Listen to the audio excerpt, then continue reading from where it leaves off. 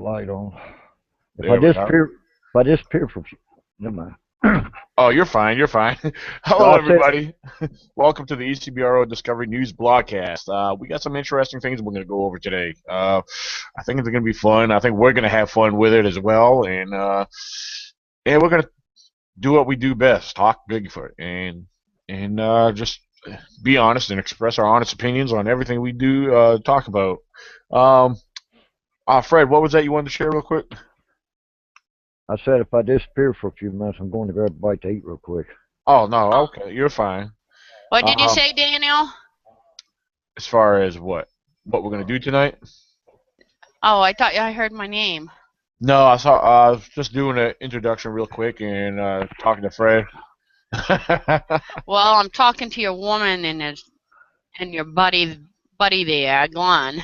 Oh, okay. Well, I shared the link to all of them to join in, so I'm not sure who can make it, who can't. So, but yeah, we're actually live right They now. don't care about the puppy.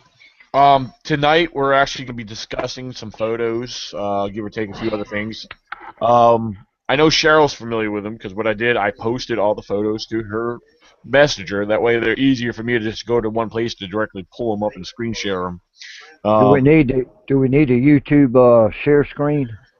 That no, we don't have. These are just still shots, actually screenshots I did off of my phone. So, Oh, okay. yeah, just some random things I found floating around the internet, um, and there was something. I wanted to share with you guys today. I went out today to go pick up my trail cameras. I haven't checked them yet, by the way. They got a few things on there, so hopefully it's something cool or interesting. Um, Now, Fred, down at the Johnny House, I just pulled up to the Johnny House. There was a truck already there, and I just got out of my vehicle. There was one guy sitting in the other truck, and I guess when the other person came out of the bathroom, they started to take off. Apparently, they must have seen the decals on my Blazer, and they were about to pull out of the entrance of the lake, and they actually backed up, and it was cool. These guys, they were kind of, they were a bunch of young guys. I think, well, there was three people, two guys and a girl. I think the guy driving, he must have been around 19, 20 years old. There was a younger kid. He might have been a younger teenager, and there was a young girl in the back seat of the truck they were in. They just got done fishing out of the lake with a small boat. Well, it's funny because they asked me. They said, "Hey, excuse me, sir, are you the guy on TV?" I was like, I kind of laughed a little bit. It was funny because I said, "No, I'd never been on TV." I said, "I do live podcast shows on the internet through YouTube, um, but it was awesome because these guys here, like, they love the Bigfoot thing, and they've actually had, knew of a few things in the area about Bigfoot. They were telling me over when they were in the lake, they had their boat up against the back shore by the dam where the stone wall is or whatever. Yeah. And they said, we're pretty sure we seen a Bigfoot track back there. It looked just like a Bigfoot track. And I was like, all right, man, thanks for the information. I said, I'll go check that out here shortly. So a few minutes gone by, they had actually left, and I headed down to, park my vehicle down by, the lake. And I was just getting out of my vehicle, and here they come back again. And I guess they realized something they already had on their phone. They didn't think about sharing it with me. In one of my other areas, actually, it's not officially mine. It's actually considered Richard Seavers, my buddy Richard Seavers' area, where he told me about and told me a few stories about. Well, right in that general area, the photo they showed me, I was impressed right away. Now, it was from a year ago. It was a whole trackway in snow. And just through the photo I saw on the of the phone, I mean, you could easily estimate those tracks had been at least 17, 18 inches. And you could see a whole set of them, and they said they were around 6 feet apart. And what made it more incredible to me, they didn't appear to be hoaxed in any way, shape, or form. Because, you could see the tracks in the whole trackway, and on the sides of it, there was no other tracks nearby. So, I mean, I was actually impressed by the way, the detail of the tracks. I mean, they were the snow wasn't too deep, but it was deep enough to where it showed clear tracks. And like I said, this was only a year ago in an area where I've heard stories and stuff, and I found very few evidence, but yet I've had tree knocks in this one specific area. So I'm hoping they email me. I told them, I said, please email me that picture. And so I really want to post about it. I mean, it was awesome, and I know I don't know directly where these kids live, but they're actually live in the same town as my buddy Richard does. Yeah. But actually, to be exact, I know I'll tell you. Well, actually, I'm not even going to mention it on air. I'll tell you offline, Richard. I mean Richard, Fred, because I know you probably know. If I say the name, I think you know the area. It's just I don't want to mention it on live air. Yeah. But I thought it was the coolest thing because I mean these kids were kind of excited and they came all the way back down to the lake just to show me that picture, and I was very impressed with it. I was excited just like they were. I was like, so I'm hoping they share that with me so I could share it and everything. So, well, we got some pictures we're going to discuss tonight, and I hope our viewers please share your thoughts and opinions. Ask questions. If you guys are I see our I don't know who's viewing, but if you're our regular viewers, you know where to make comments and ask questions. So I'm actually going to go ahead and open that section up here on my phone so I can view that through my phone. That way I don't have to keep going back and forth switching screens on my computer. So Fred, I know you. While I'm doing this, I was going to ask you. You've been working on your Jeep lately, right? Yeah. I was planning on putting that motor in today, but when I was heading to Waynesboro the other day, my right front side decided to go bad on me. I almost didn't make it back to the house. Oh man! Now I don't know if it's a bearing going bad or if it's the universal joint. So what I'm gonna have to do is I'm just gonna have to jimmy that back together and just long enough to put the motor in and let it sit for a little bit. Then I got to take and put I found another front end that's got disc brakes on. I'm gonna go ahead and swap that over in it. So it'll be next month before I do that. But I ain't gonna be able to. I mean, I got the van, so I can still go out and do my research and stuff and everything. When is that thing in this March supposed to be up there in your area? It was set for the 26th. Okay, cool. Yeah, which is a Saturday. Now Tracy, he's already working and doing his, but he's gonna do his different because he had asked about making a film down in his area, and for the documentary, which it's a lot easier because he's over a good 3 hours away. So I said, all right, that's fine because I figured since Greg Corbin, he's going to be putting the production together and everything, and I'm leaving everything in charge of him. I figured he could work that in there somehow. Yeah. So it should be interesting. I mean, I hope it works out good. I mean, I guess the main thing to do is have fun with it, Have you caught anything on your GoPro yet? No, I viewed it the one time when I first had it. The one time I used it, I actually had it with me today. Just didn't bother doing it, which maybe I should have had it with me because I mean, I went on a good hike today. Huh? Right, well, what do you do? You take the button in the front and you hit that 3 times, and that'll take and bring it to the record, where it's like red numbers up there in the right-hand corner. Well, yeah, there's I can't really talk to you about talk to you without looking at it because it's actually in it's not in my presence right now. It's actually in my vehicle inside my little mini backpack. But yeah, you push the front and hold that for options because I know that's also your on and off button, and the top. You start it by hitting the top button like if you're snapping a picture with a regular camera. Right. Yeah, just that's how I had to figure it. I more or less played around with it and saw what the buttons did. Yeah. Okay. Okay. And another thing, before I start screen sharing photos, I wanted to ask you another thing, Fred, because one of your last videos, I didn't get to watch all of them, but I know the one you had. You believe that there was something going on in your area with a rock stack and everything, because you said you found some toys in that area. Yeah, yeah. Right when you come, walk in, then you come down that little, down that little knoll there, and then Um, it flattens yeah. flattens out, going toward the log. Like right there, you got that to the right. You got that big fallen tree right there. Right. Okay. Yeah. Okay, you walk up in there behind that tree. There was a Ziploc bag and a little bottle with it was camouflaged, but inside that bag it was like a pink elephant with wings, a plastic lizard, and like a little teeny game. It's like a little marble that fits in these little, goes in these little pockets and stuff. Right.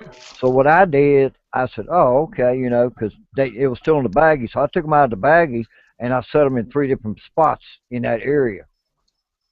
Now, were these in the open by any chance? Like exposed? I mean, apparently they must have if you found them that easily, right? No, well, when I was going down there, you know, I was basically that day I was just doing structures, Okay. and I went down there. I was like, well, I was looking for, I seen a couple of juvie tracks over to my left there when I come down that little hill, so I just followed them across the road, across the tracker, and they was going up to my left, which was going toward the front of the ridge on the back Right. half of it. And I walked up there about 30 yards, and I just looked down, and I seen the bagger. You can tell it's been there for probably about a month or so, but Hmm. you can see where a critter or something tried to get into it, Right. and everything. Yeah. The reason I was asking about them because it made me think of when me and you found that what do you call it? That geocaching thing where people gotta put in the coordinates to find the different spots and stuff. Oh yeah, the geo tracking. Yeah, that's it. That's it. Yeah, I thought maybe it could have been possibly something like that. Maybe. Well, So, I haven't been back there since me and you was up there that day. right. I haven't been back up there that far. But I did talk. But I did run into a guy when I was going in. He went into Kennedy Fields. Well, actually, he went in right there at the creek and followed the creek around all the way around to where we crossed the creek to go over in that field. Right. And I went up behind my camp and went in that way. Huh. Well, when I was coming out, I come down through the fields and I hit the dirt road. And I was coming back down, and I met him coming back up by the creek.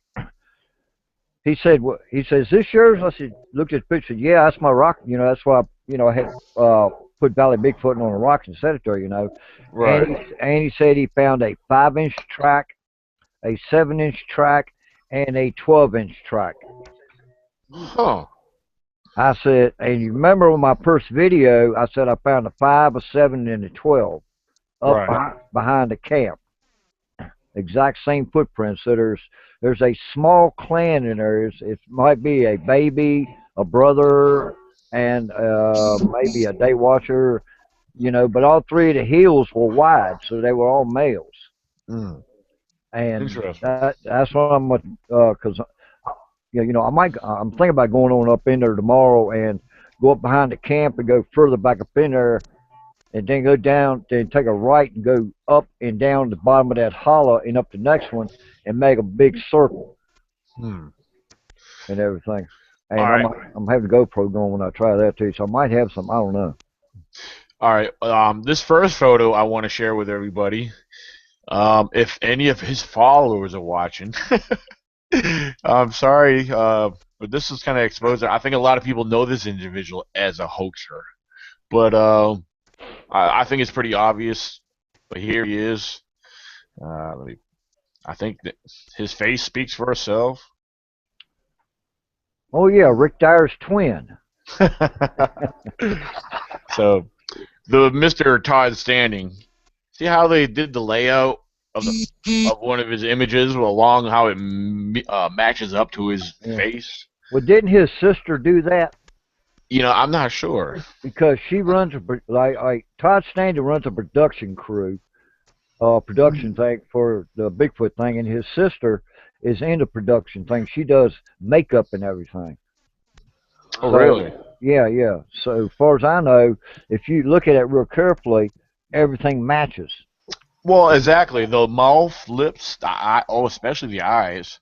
Now, Yeah. the nose was slightly altered, You know, in the mask image, it got a little wider.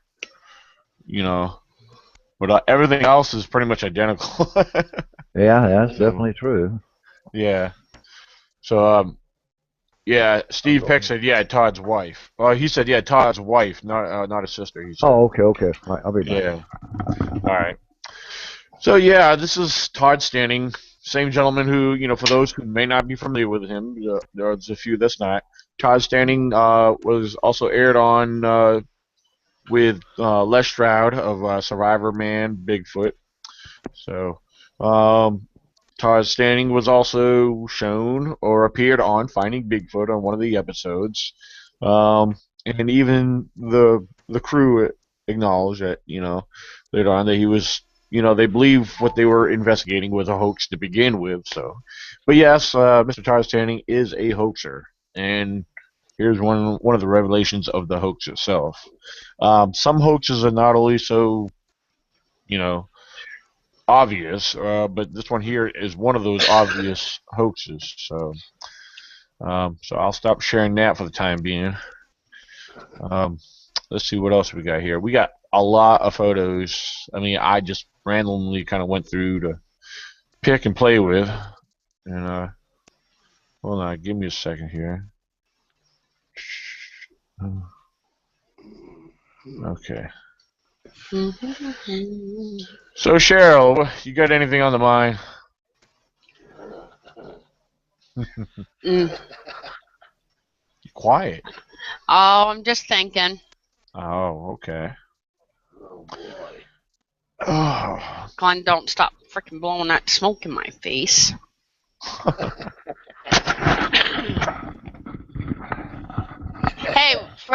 Hey, Fred.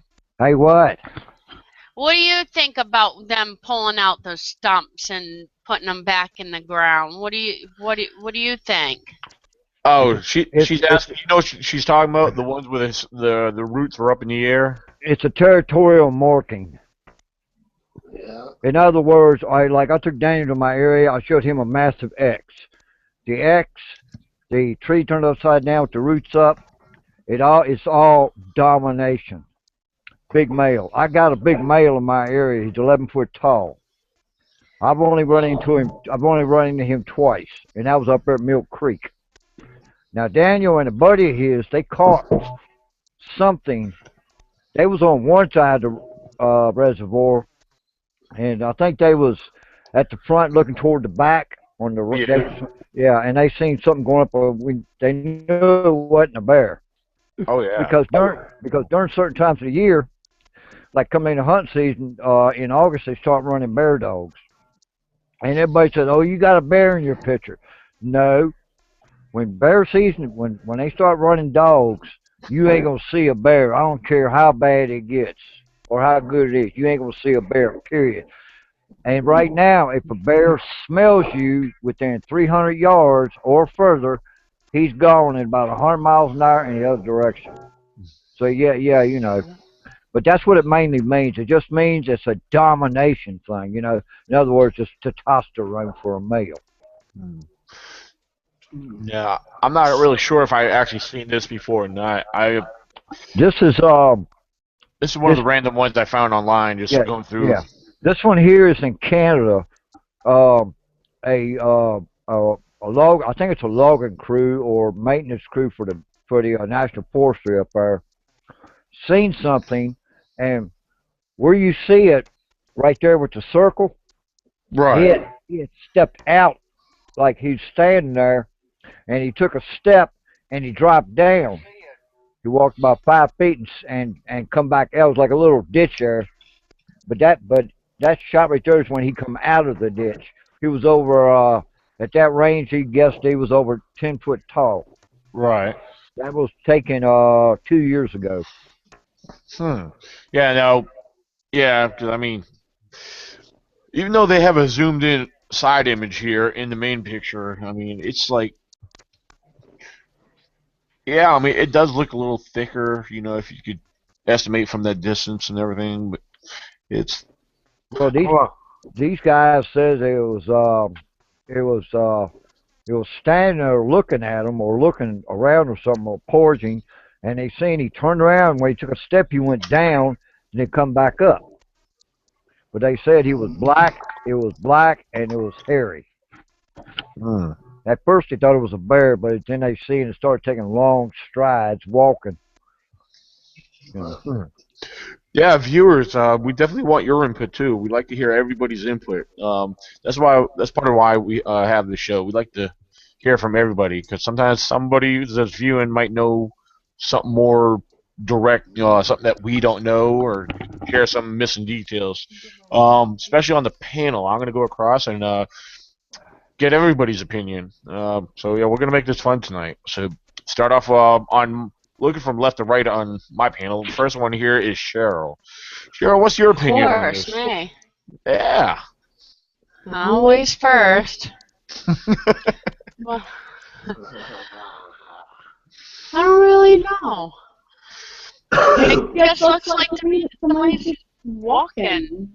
Well, yeah, that's But what I I'm also saying. see something over here, like some kind of tail, like a tail, like a back leg. Maybe I get my glasses on. Yeah, maybe that's a good idea because I don't see no tail. Well, I see something. Now the way See? Don't you see it? Look. See? It looks like a tail. It looks like it's got a horse's ass. See? See what I'm talking about? Maybe he's pooping. Well, you guys think I'm crazy, but that's I could draw that picture right out. I hear Can't that. you see what I'm talking about, one? Yeah, I Cheryl, you're like, yeah, I agree with Fred. You're totally echoing every time. Everything you say is like duplicating your voice too. Hey, I No, think I ain't Leo. doing nothing. One, you're too close to me. Get it. What an echo. Picture on my phone. No, I don't think that was Glenn's fault. Yeah, he's on that phone. I can even hear myself echo. I know. Oh, hey Daniel. Yeah. I was wrong about the person taking that. It was either I think M.K. Davis took it. M.K. Davis or Thinker Thunkers one that did that picture. Ah. All right. Send a link to Leo too. Okay. Give me 1 second. What I'm talking about. Well, real quick on this one here. Now, because the picture, even the zoomed in picture right here, the front, it almost looks like to me like you're holding a walking stick or a cane. That's a But that, like I said, that's blurry right there, so it's hard to really say. But it's kind of like it's like a dead like a sucker pine tree that's been died, little Right. stub or something. Yeah, right there in front of him. yeah, something like that. But I think this is what Cheryl's talking about right here. Yeah. That he just stepped out of that. What it was like a stump there that he was standing on or something. When he took a step forward, he dropped down and then come back up in it. If you watch the video of this, you'll see where he turns and he takes a step and he drops down just like a little hole. He comes back out of it. Yeah, I mean, this is definitely a humanoid figure. Yeah. Thing is, I mean, regardless of who shared the photo or who it originally came from, I mean, they might have, not saying who got it from there, but as far as who it originally came from, they might have said one thing, but this could have been all. There's a possibility. I think we can't rule out this could have been someone fishing or hiking or camping. Well, where that was taken at was it was a clear cut. They had clear cut like maybe 2, 3, about 5, 6 years earlier. Right. And it was from what the video I seen, it was coming up the ridge. It stopped, and that's when they got the picture and they turned and walked away or something like that. It's kind of but there's a couple of other theories on that same video too. All right, let's see. Give me 1 second.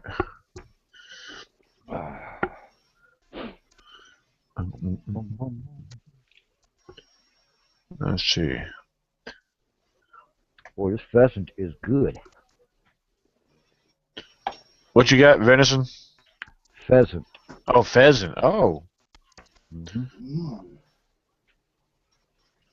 good. Under glass. Mm. Hell, I made Cajun gumbo last night. All right, I know me and Fred will be familiar with this photo. I don't know as far as Glenn and Cheryl and Carrie. I don't know if you guys ever seen this, but a lot of people swore on this one being real. And let me pop this one up. Give me a second, because I know exactly what this is. And I know Fred. Fred, you'll actually agree on this.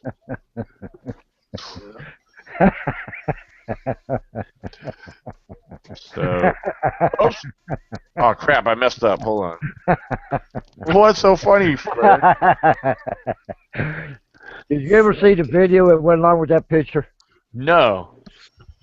I think it was an old man and his wife were riding down the road, and she saw something, and he held his camera out the window while he was driving. He took the picture, never looked at the picture. He just clicked it and kept going. Wow. But that was supposedly supposedly two Sasquatches. Right. Banging. But Hey, here's Lael. Welcome aboard, Lael. Hi, everybody. hey, Carolina. Now, Fred, don't say that. I just want us to get everyone else's opinion first, because I know what this is. Yeah, I do too. I had it, when I saw that, I was like, I'm gonna share this. This will be fun, But so Cheryl and Glenn, I'll let you guys start it off. Oh. Yeah. Well, it's either one big one, but you guys say there was two, and they must be banging. Oh, Lord. Wow. One's against a tree, and the one's right there. What do you figure? It's funny to hear what's always on her mind. It's the kids at work, I promise. Yeah. You're supposed to be the influence. You're the adult. I'm terrible. What do you think, Glenn? I'm not sure. Okay. What about you, Carrie? What do you think that might be? Well, I can only see about a ½ inch picture, so I really can't make it out. Oh, I forgot you're on a phone. You got a magnifying. Hey, you got a magnifying glass? No. Damn it. I need one too because it's pretty small and I'm on full screen. Yeah. Oh, wait, I got one right here. Okay, Oh. there. Now Wow, what a big one.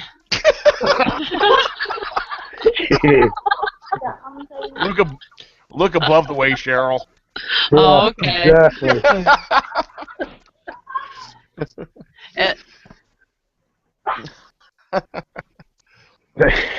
Wow. Well, if you're looking at it through a magnifying glass, which I don't have, I do have one, but not around. But what's it appear to you? Now that you're getting a better look at it, Cheryl, what are you seeing out of this image? Yeah. Kind of looks like a huge gorilla. Yeah, it does.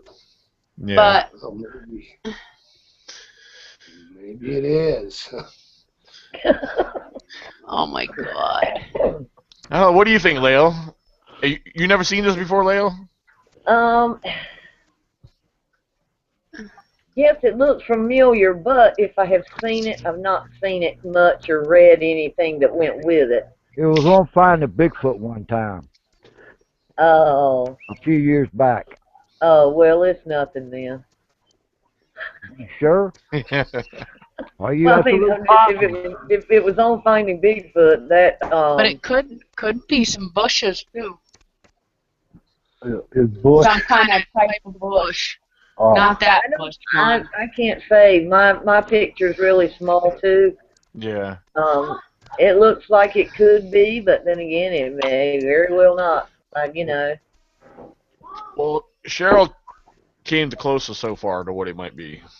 Yes, yeah. Come on now.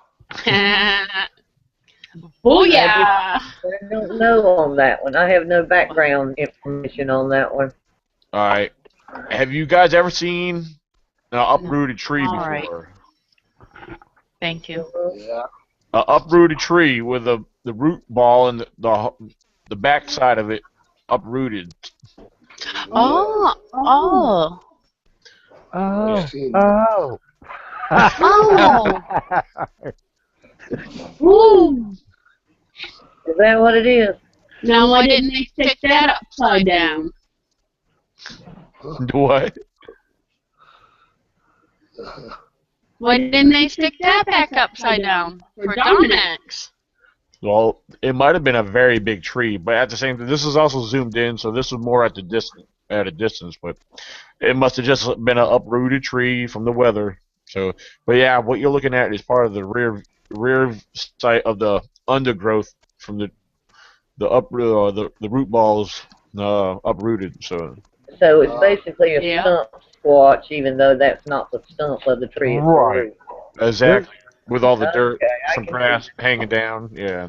Yeah. Now this was taken as a husband and wife was going down the road. At that from the road to that distance is about 75 yards. She said she saw something. He stuck the camera out the door while driving. Never even looked that direction. Went click. Kept on going.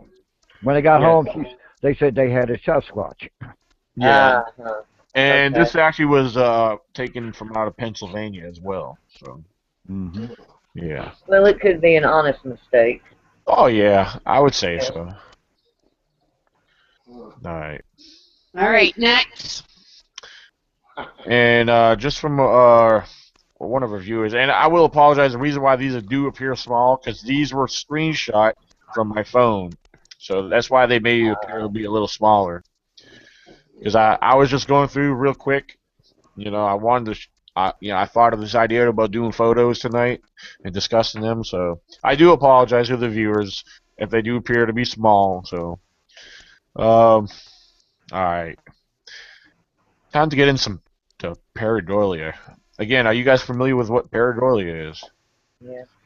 Yep. Well, this one here is not even Pareidolia. This is what a lot of us do not believe in, cloaking. Yeah. Now, after he shows this one, I'll give y'all the dictionary version of what the word pareidolia means. Actually, yeah, this one here, I thought this was something else, Fred, but this is actually it's supposed to be a cloaked image. So, and this is actually not cloaked. It's just what somebody highlighted to think it was cloaked. Which. Oh, I know where that one come from. I do too. Yeah. I've talked to him about that picture. And what he said? He says he went back the next day to the exact same spot and took another exact picture of it or in that area. He says he didn't see nothing on the second one. He caught this one on his camera facing behind him. So actually he didn't know he had anything until he got back home and reviewed the rear camera going toward the back. So he didn't see this until, but it depends on the day, the way the sun was shining or not shining, it could be, anything, I can't say yes and I can't say no because I really don't know. So what are they saying, like, that pic there is like an alien or something? Basically, they're trying to say it's like anyone who's seen Predator. Yeah. Oh yeah. How Predator could turn invisible. Well, that's what people have this imagination, this thought or fantasy that Bigfoot or certain cryptids could do in the forest, could turn invisible. Yeah. So that's basically what this is indicating and what this is supposed to be showing. Right. So. Now the word pareidolia means you see something, you show it, and they'll say, "Oh, it's pareidolia." So in other words, the bottom line is, "Oh, your mind's telling you, I'm telling you, there's something there in your mind saying, well, I don't see nothing, so it's pareidolia. Let's forget about it." Pareidolia, the word pareidolia mainly means something that's not there, But your mind comprehends that it is there. Your mind automatically looks for faces, and it's like looking at the clouds. Right, that's a good example. Or whatever. Your mind is looking to make sense of. Yeah, it's like when you go in the woods look for Bigfoot. Everything you see looks like a Bigfoot. Yeah. But Yeah. we are geared. We are. Excuse me. We are geared to do that. Right. But but it doesn't mean everything is pareidolia. Right. Yeah, I mean, like for example, today, I went on a good hike. I was walking up between this hollow. I had two big mountain ridges, one on my right, one on my left. And at one point, I decided to go up and work my way up. And keep in mind, these were steep, and I thought it would be easier than I thought. But underneath all the leaf litter, there was a lot of loose stones that were giving way underneath my feet. But the reason I was going up that steep hill because I saw what looked like a cave. And actually, I did a video. I have to put the video clippings together later, and I'll upload that later. But by the time I got up there and realized, I was getting close enough to it, I was halfway up. Decided to take a rest, take my backpack off, and I just so happened to look across at the other ridge, and I said, "What in the world is that?" And I swear I thought I saw something in the behind the trees and stuff on the other ridge, around almost the same level as I was. So I took up my camcorder that I had with me, and I tried to hold it as steady as I could. I was on unstable ground to begin with, so I extended the monopod all the way out. I was zooming in real slow and zoomed in all the way, and I thought I was actually seeing something staring at me, and it looked like it was moving, but when I was able to get my camcorder steady enough to where it was actually coming into a clear focus, the reason the image appeared to be looking or moving was actually the other limbs and stuff moving around it or out in front of it. So it kind of fooled me for a little bit. But at one point, I actually thought I saw a head like kind of turn to the right, and I thought a body was moving to like a left and right. Now, maybe there was something there, but I cannot say for sure because I could not get a clear enough look. The other thing I was suggesting to myself, well, there's probably some rock ledges over there higher up that I didn't see, and I'm probably seeing like a gap between them or a little inlet between two rock ledges where it looks like it's an opening, and that there will appear as a dark spot too. So I didn't know what to think, but I thought I had some kind of pareidolia going on for a little bit, myself. But it was interesting. Now, actually, you guys will see that in a video I'll put up later. Probably after we get off here tonight, I'll play around with it. So Cheryl, what's your opinion on this whole invisible cloaking image? Looks like a gnome to me. I see two eyes, a nose, and a mouth, and a chin, and a cone head. Interesting. Glenn? I don't know.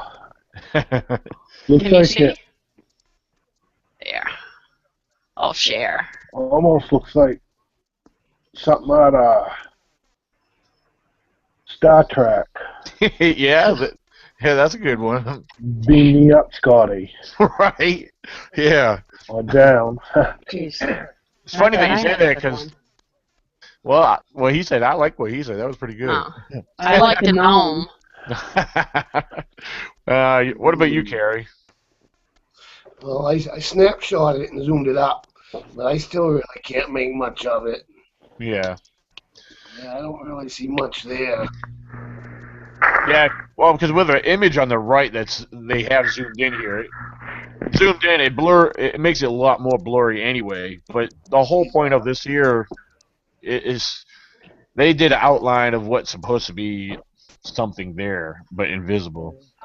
But so yeah. What about you, Leo? In the top left of the yellow square, Right. it does look like it could be a head and eyes. Right. Who's to say? Yeah. But it could be, you know, who am I to say? But yeah, it does. It could be pareidolia for me too, but you know, it could be eyes and a nose. I guess maybe that's what Cheryl was. I got Talking 4 about with eyes. Yeah. Now, I will tell you, a Sasquatch will try to match his surroundings when he's hiding and he's looking at you. Certain ways that they, well, not certain ways, but the way they sit there and depends on the sun. They can blend in, and you might walk right by them and never notice it. And then at a long shot, you could have wind blowing a certain way, and you turn and look, and it looks exactly like a face. So you know, it all depends, you know. But this here, well, I'm not going to say. I already know what it is. Well, okay. Everyone ready for my honest opinion? Yeah. It's bullshit. Yeah. I'm sorry. I'm just speaking my honest opinion. That's all it is. So, What, you don't believe in the paranormal or anything? I don't believe in objects turning invisible. Oh, I don't believe that. So. See, I'm wearing camel. I'm invisible.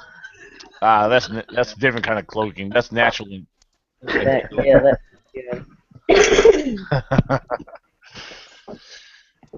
All right. Here's another one. And let me screenshot it. Or screen share, whatever. And here we are. I've seen this one. I think. That's supposed to be a juvenile.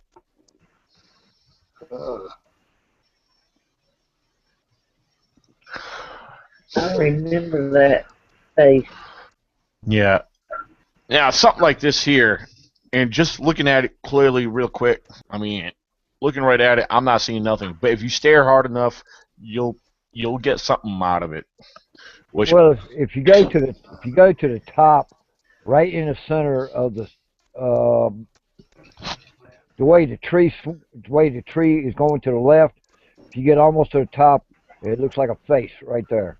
Yeah, I see something like that. Yeah. Go on, Fred, what else? Yeah, but yeah. But that could be something else, too. Could be a fairy gnome. Could be a fairy gnome. Yeah, it does look like it could be a fairy gnome. Or something like that. I haven't seen this one before. Yeah. Now, we have a number of viewers. Viewers, like I mentioned earlier, you guys are welcome to share your honest opinion. Yeah, if you guys got any questions, come on. Yeah, right there where you're watching and viewing, just go underneath and you'll see the live chat. Add your comments under it. So, don't be scared, cat. If you have questions for any of us or about what we're sharing, or feel free. All right. I don't get nothing out of it. I'm being honest, I don't either. I really don't. I mean, and I got a magnified glass on it. Wow.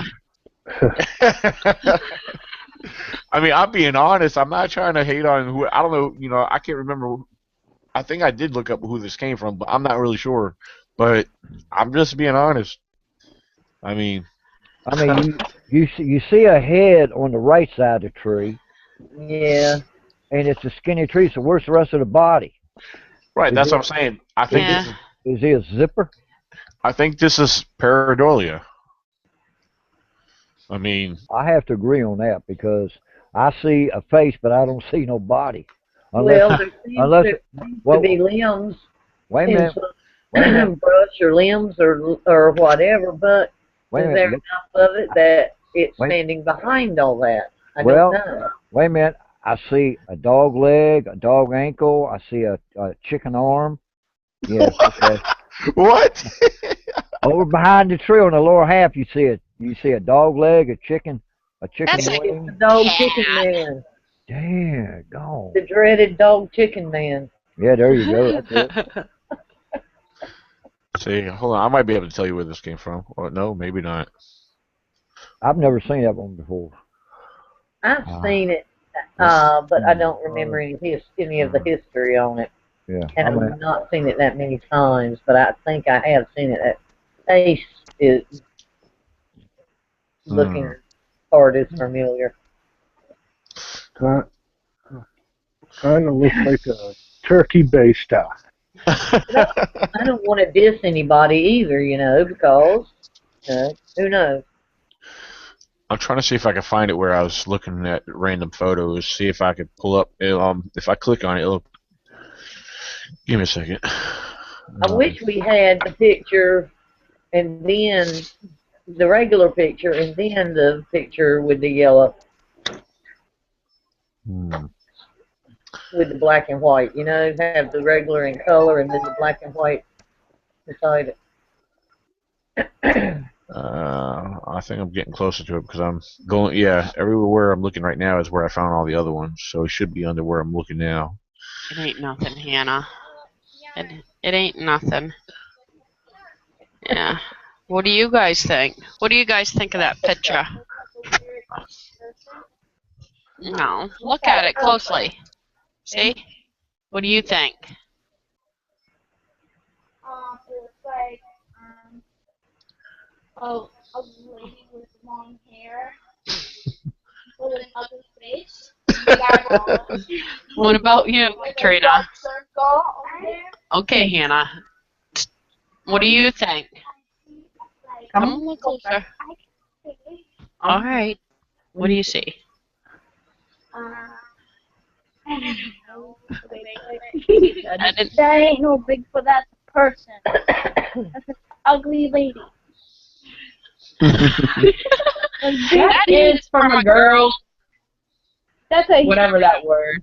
That's a huge. The girl with like this big eyeballs with a huge nose with a hairstyle. Ugly. I wonder what that looks like a face is, though. If it's a I see his face and stuff, but like Fred said, where's the body? I know. I wish, like I said, I wish we had the regular picture just all in color. And then maybe, the black and white beside. Kathy better be quiet. You're very fresh. What? I might embarrass you, Kathy. I see what you wrote on here. I think she's probably right. All right. Hey, Daniel. Oh, I just found out where these pictures came from. Okay. It's the same. And how would you know, Kathy? Hey, Daniel. Hey, Daniel. Yeah. I'm gonna send you a photograph on your message to show everybody. See what they think. Okay, now be quiet. There you go. Okay. All right, there you go. All right, it just popped up on my phone. Hold on. Let me see what it is before. All right, hold on. Take a picture about anywhere in the woods and zoom it up and make a face out somewhere. Yes, I agree. I agree, Glenn. Yeah. What was that, Glenn, that was talking? Yeah, that's right. Yeah, exactly what Glenn said. I could do that. You know what? I did an experiment about a couple years ago. Right here on the side of the house, I went up to the trees that are that are parallel with a fence that separates the neighbor's yard where his horses are. And I just went up real close inside the thick pine trees and took a picture, and because it was dark looking, and I posted it on Facebook. And you wouldn't be surprised at people saying, "Look at you got like 2 Bigfoots in there." I was like, "You got to be kidding me!" Yeah. So. Yeah. All you gotta do, Daniel, is do not don't hit play. Just show the picture. Yeah. Hold on. Oh, It's actually showing different images. Okay. Load 'em up, Spock. It's like going through, I don't know, they're weird looking. Yeah. Well, of course they are. Alright. Alright, let me stop this and I'll try to share what Fred sent me here. Alright, let me go under that.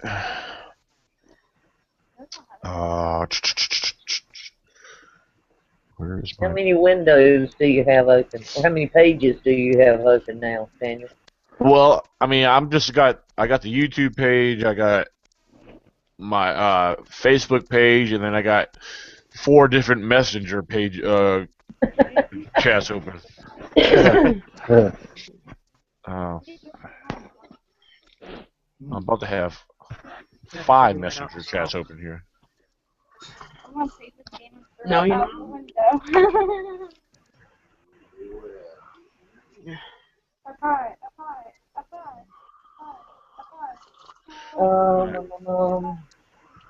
Beware. I got one. I found one. Alright, here it is, everyone. Hey, look, it's a panda.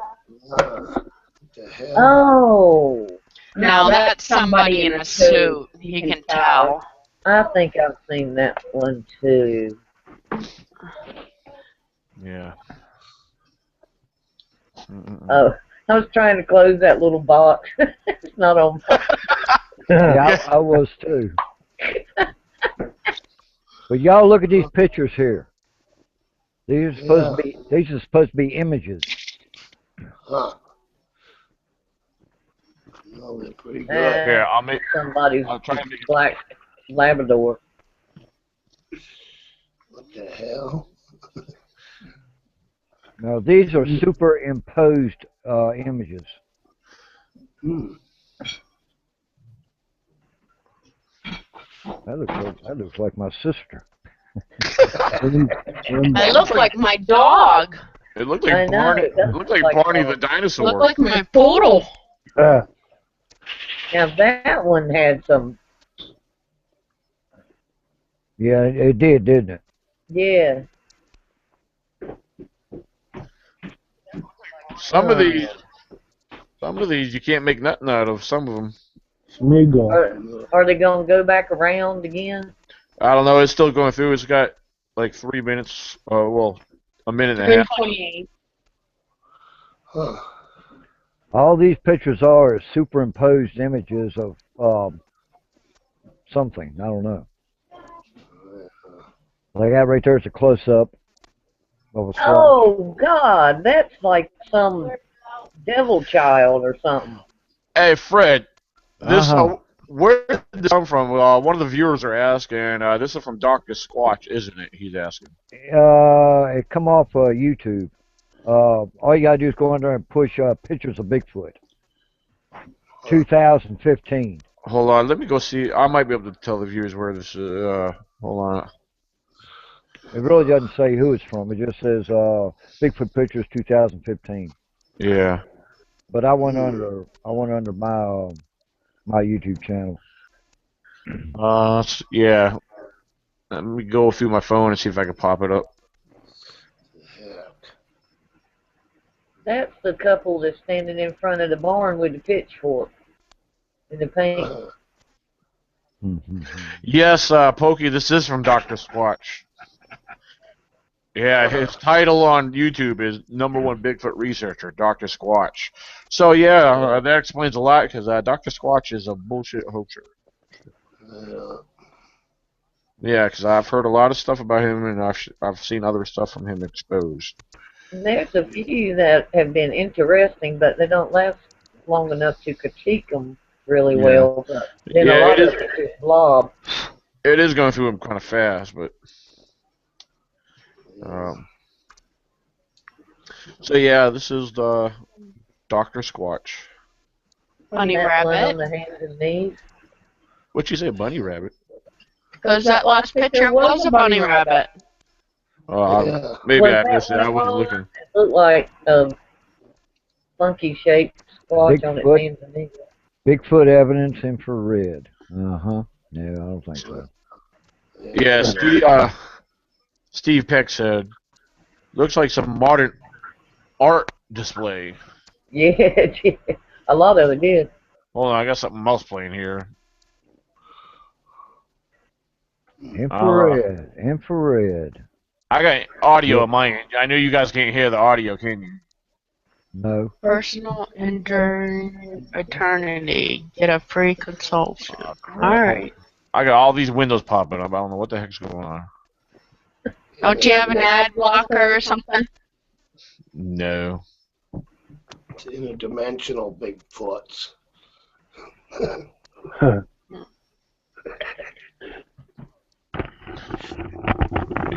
We close all these million windows that popped up on me.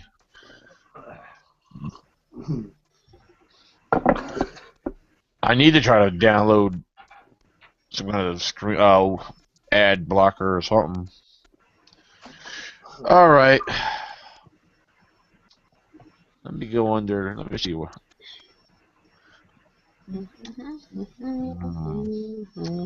Let's see what this one is here. Leave my computer alone, Glenn. Sure, we can hear you humming. I don't care. I'm just myself.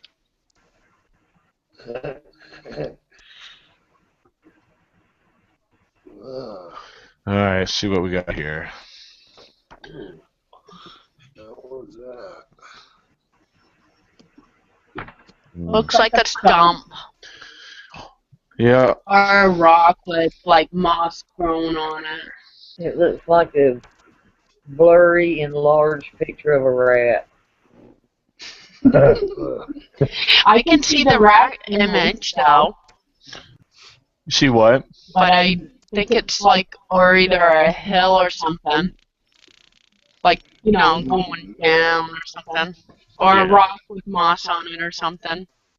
Yeah, it could be all the above. Yeah, it could be just some kind of piece of wood laying there. Yeah. Like you said, a stump or any of that. It looks like a little rat or a little mole or something in a kid's book. Yeah, or if it is an animal, it just is not identifiable. That's for It's sure. just too small for me to tell. Right.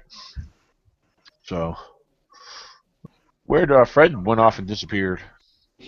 Hope he brings back something He'll be good. back.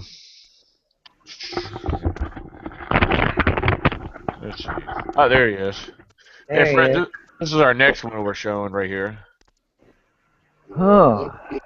Beaver or something. Fred, you want to borrow my magnifying glass?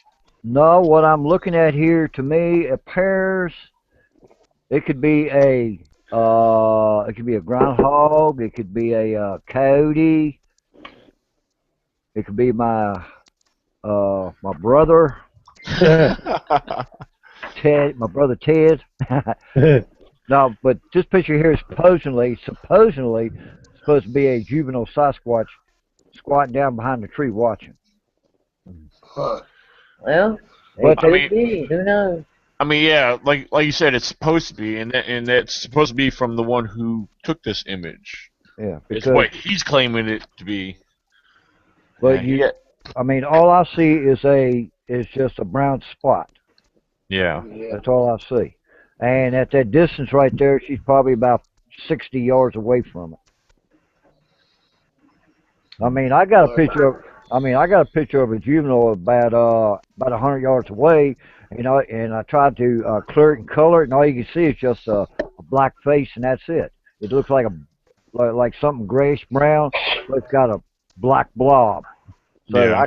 I can't say if it is a juvenile or if it's not. But at that time, it was like 4:30 before dark, sun was going down, and I heard something moving. I turned looking at it, click. But honestly, I can't say it is, because I don't know. All I got is a black dot for a face. But I do have a lot of juveniles that got solid black faces, and I got one or two that's got a creamy brown face.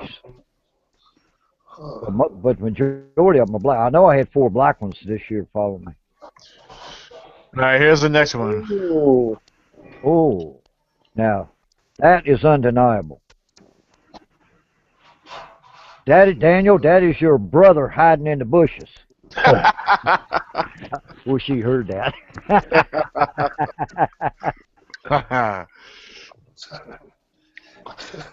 Man, I don't know, but look at the cheekbone shine and the.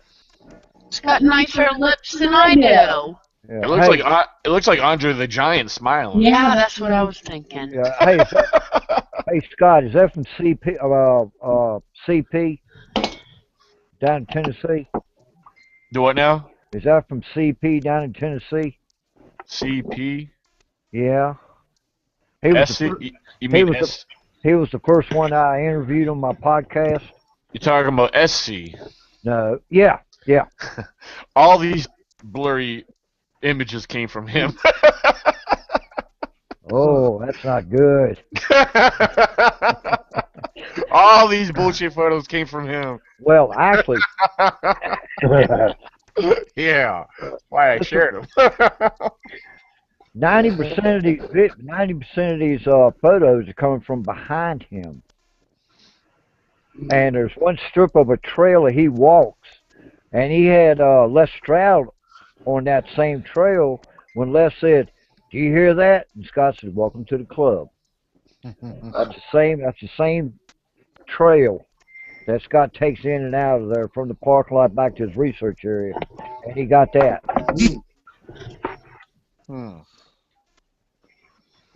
So, but like I say, when he's got a camera that faces behind him, he's got it on his shoulder, and he's got his camcorder in front. So most of these photographs are coming from the video or from the camcorder that's facing behind him. All he does is looks to him, and he zooms in here, zooms in there. Plus, he's got a guy who helps him too, But this one right here, this right here is a Squatch. I say if it's not a Squatch, it is a. Andre the Giant. Yeah. It's funny. Steve Peck says someone's been feeding that Squatch Twinkies. If that's not a real Squatch, it's a good darn fake or good darn Pareidolia. Yeah, this one. It looks good to me. I mean, this one here, at all, as you know. But yeah, this one here was zoomed in at 45 yards. Now I'm gonna be honest on this one. The thing is, I mean, all the alleged photos of Sasquatch and what they might look like. This year, I will say there is a face there. That like you said, first thing you said, Fred, it's undeniable. But the question is real or not real on this one is what I'm gonna have. I say it's real on this one. Yeah, because yeah.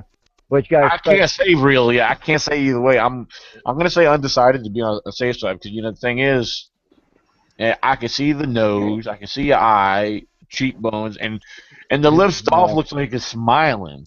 It is. Like, hey, I'm hiding in the bushes. Take my picture. Yeah. I mean, that's what it. The cheekbones and the side of the face, and then it's got that tall top of the head a little bit too. Yeah. I don't know. It's very convincing. Yeah. Right. Yeah. But what people don't realize is Squatches are like humans. Their faces are all different. Like all of us on the panel, we're all humans, but yet we look different. And that's the way Squatches is. You got some with hair on their face. You got some that ain't got a hair on their face. Yeah. You even got some that look like they got Down syndrome. Yeah. So when you see something, you say like, well, that's a Squatch. No, wait a minute, that looks human to me. Yeah, because they're human hybrid. And that's why they got like the one that stood up in front of me. It looked like I was looking at a Neanderthal Indian. Is what it looked like. Thick cheekbones, tall forehead, big nose, big mouth, and big teeth. That one has a round enough face. It about looks like an Eskimo. Or Mexican. They are native, but they have a rounder face. sometimes. Yeah. Being like, This one right here was taken about 5 or 6 years ago. Now, you guys mentioned something about Indians and stuff. We're gonna actually, before the show ends, I am gonna share something about Indians, and also something else that's. I'll share that screenshot of that later, but some interesting information. I think you guys will like. But something I read something somewhere, so I did a little research. I didn't get too much into it, but I found enough where it was definitely interesting to me, and I think you guys will like it too once we get to that. But we'll do some do a few more photos here. Let's see.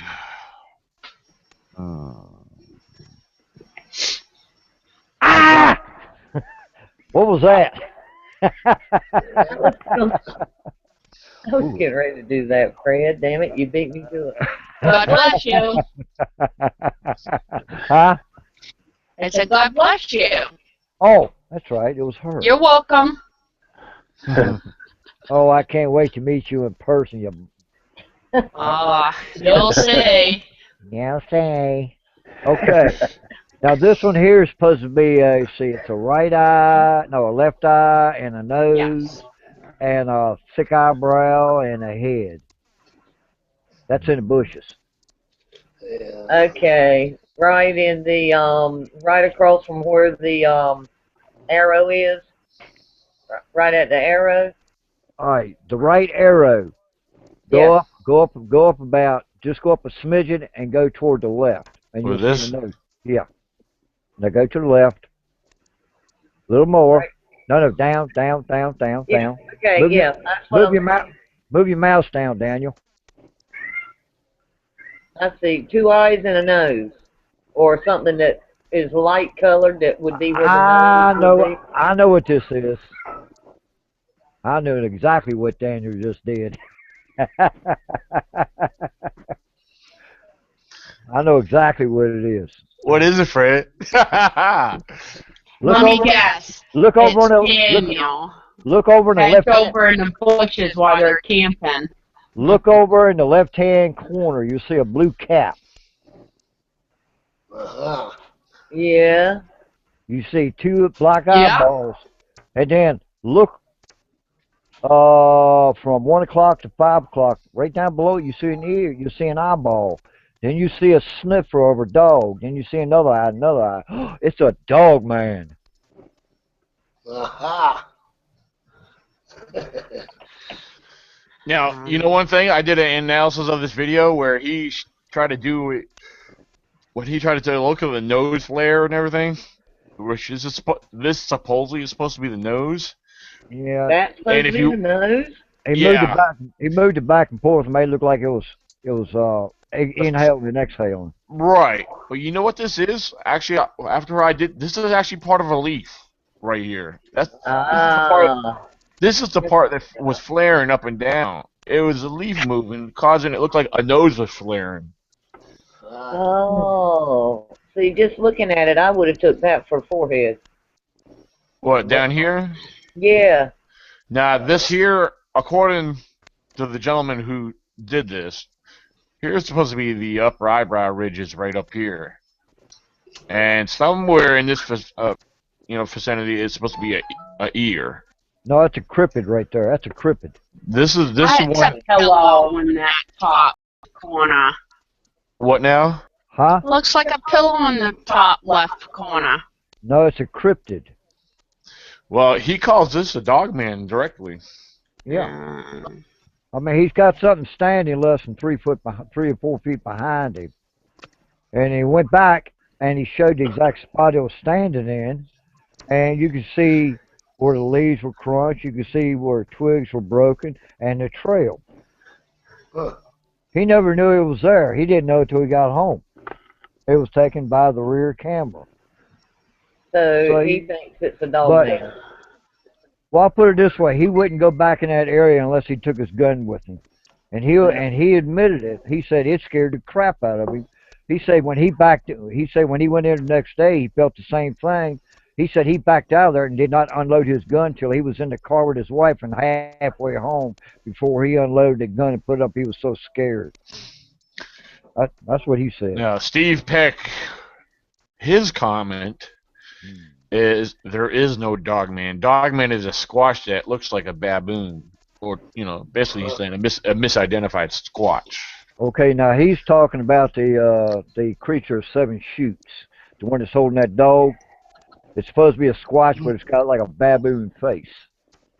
That's what he's talking about.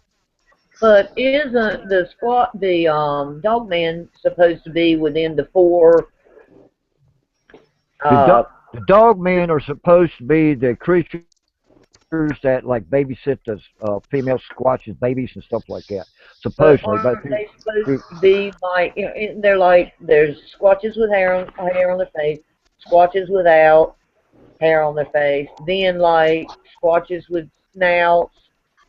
Well, there's like 4 categories, and the Dogman is lumped in there. What is considered to be the Dogman in some circles? Well, if you take and go back to the beginning where Scott, before this video was done, or the video was taken, in this same area, he's been catching glimpses on his camera of something watching him.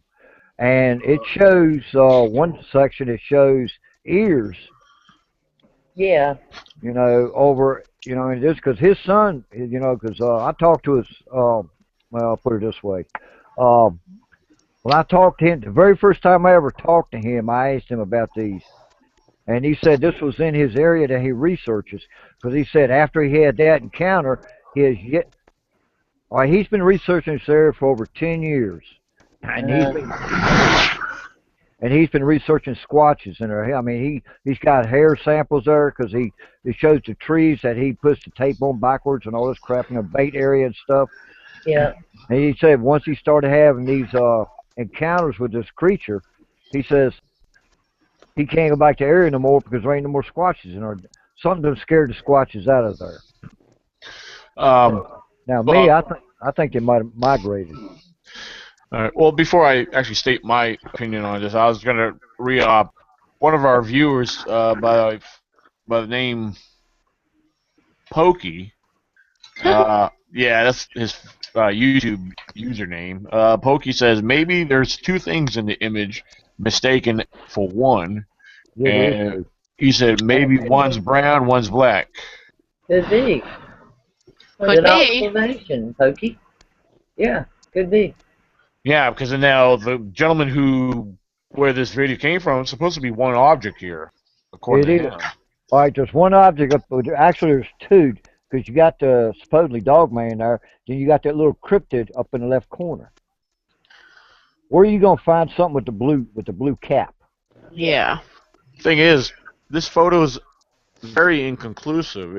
There's no clear detail. If you show this to anyone else, they're not gonna be like, you don't have nothing there. You really don't. I mean, it's really blurry. I mean, take this to a professional photographer or anyone who analyzes photos. I mean, they're going to tell you, no one's going to agree with them that's in this community because, especially if they're a believer in this stuff or they're a follower of this man's work. And I'm not trying to hate on the man either, but this is what one of my recent blog posts were about. And I mean, but. I mean, I'm just being honest. I'm not trying to hate on no one. I mean, it's like, for example, if Cheryl or any of you guys on the panel shared something like this to me, I'm like, I would have to share my honest opinion. I mean, I'm only being fair. I mean, I try to be fair with everybody. Well, I agree, Daniel, because you can't. It doesn't mean that it wasn't there. It could have been there. It could have been there. But there's not enough detail in the picture to say it's a man in a suit or it's a Bigfoot. There's just not even enough detail. Yeah. Well, the other thing is, too, and now this is nothing against the fellow who took it. I don't want to, hate on him either, no. Right. And the other thing is, all right, I've gone in the same place. Now, I had one of my photos where this is from a little over a year ago. I had taken a photo. I was actually taking a picture of a structure, and somebody pointed something out in the far distance. So you look like, they said, you got a squash back there. And to me, it was very questionable because there was nothing clear to me. And I was like, I went back there to do a comparison shot. Now, I learned something. I was actually at a different angle. I got as close as I could, taking a picture of the same structure, but I learned a lot. Just being if you're at, depends on your angles of photos and images, things really are exposed and to a different view. I mean, some things are viewed more clearly at different angles, and what I learned is the image that people were pointing out, saying there was a squash in my photo, was no more than part of a tree that was extended out, sticking, hiding behind another tree limb. So I mean, it all depends on the angle these photos are taken at. Perhaps when he did the after shot, whatever was there might actually still be there. It's just when he walked through, it was viewed at a slightly different angle, appearing to where the object was not there. Or was it the same time of day when he did the after shot? Well, there you go. That's another good observation. That's a good point, Leo. He may have stood in the same spot, but even if there's an hour difference. Right.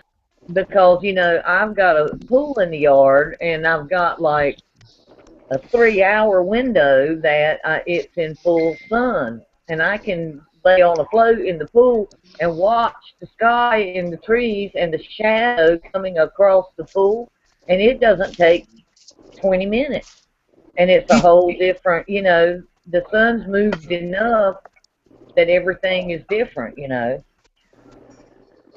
Right. But even if you go back, if you're not at the same spot at the same time of day in the same season, just my. Oh yeah. Hold on. Bill Saltman sent something to my page. He wanted to know if we could share real quick. Oh, excuse me.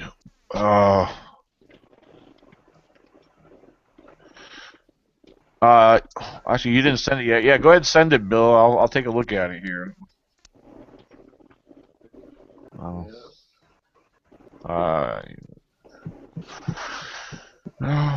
right, I'm waiting for him. All right.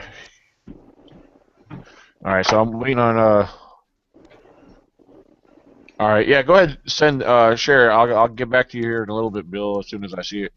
Till I get up and post it, Oh wait, there you go. She posted it now. What in the world? Hold on.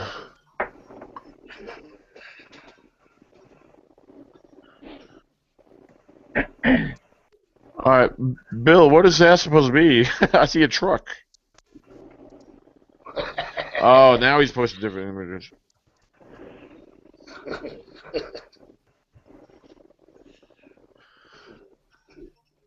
Bill, I think these are the same photos that we went through on the video that Fred shared. With the from Dr. Squad. Yeah. Wait, no, that's interesting looking. Hold on. I can't see. No, I'm looking through my phone. That's why he's. Yeah. All right, hold on. Let me I'll share a couple of the ones he posted to me real quick. Hold on.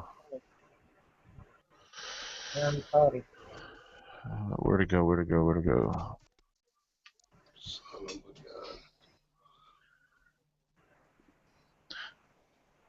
No. This is, I don't know, weird. See what you guys. I never seen this one before. This almost some of the images. This is just one of the few that he shared to me, but it looks like part of what Fred shared through that video we all watched.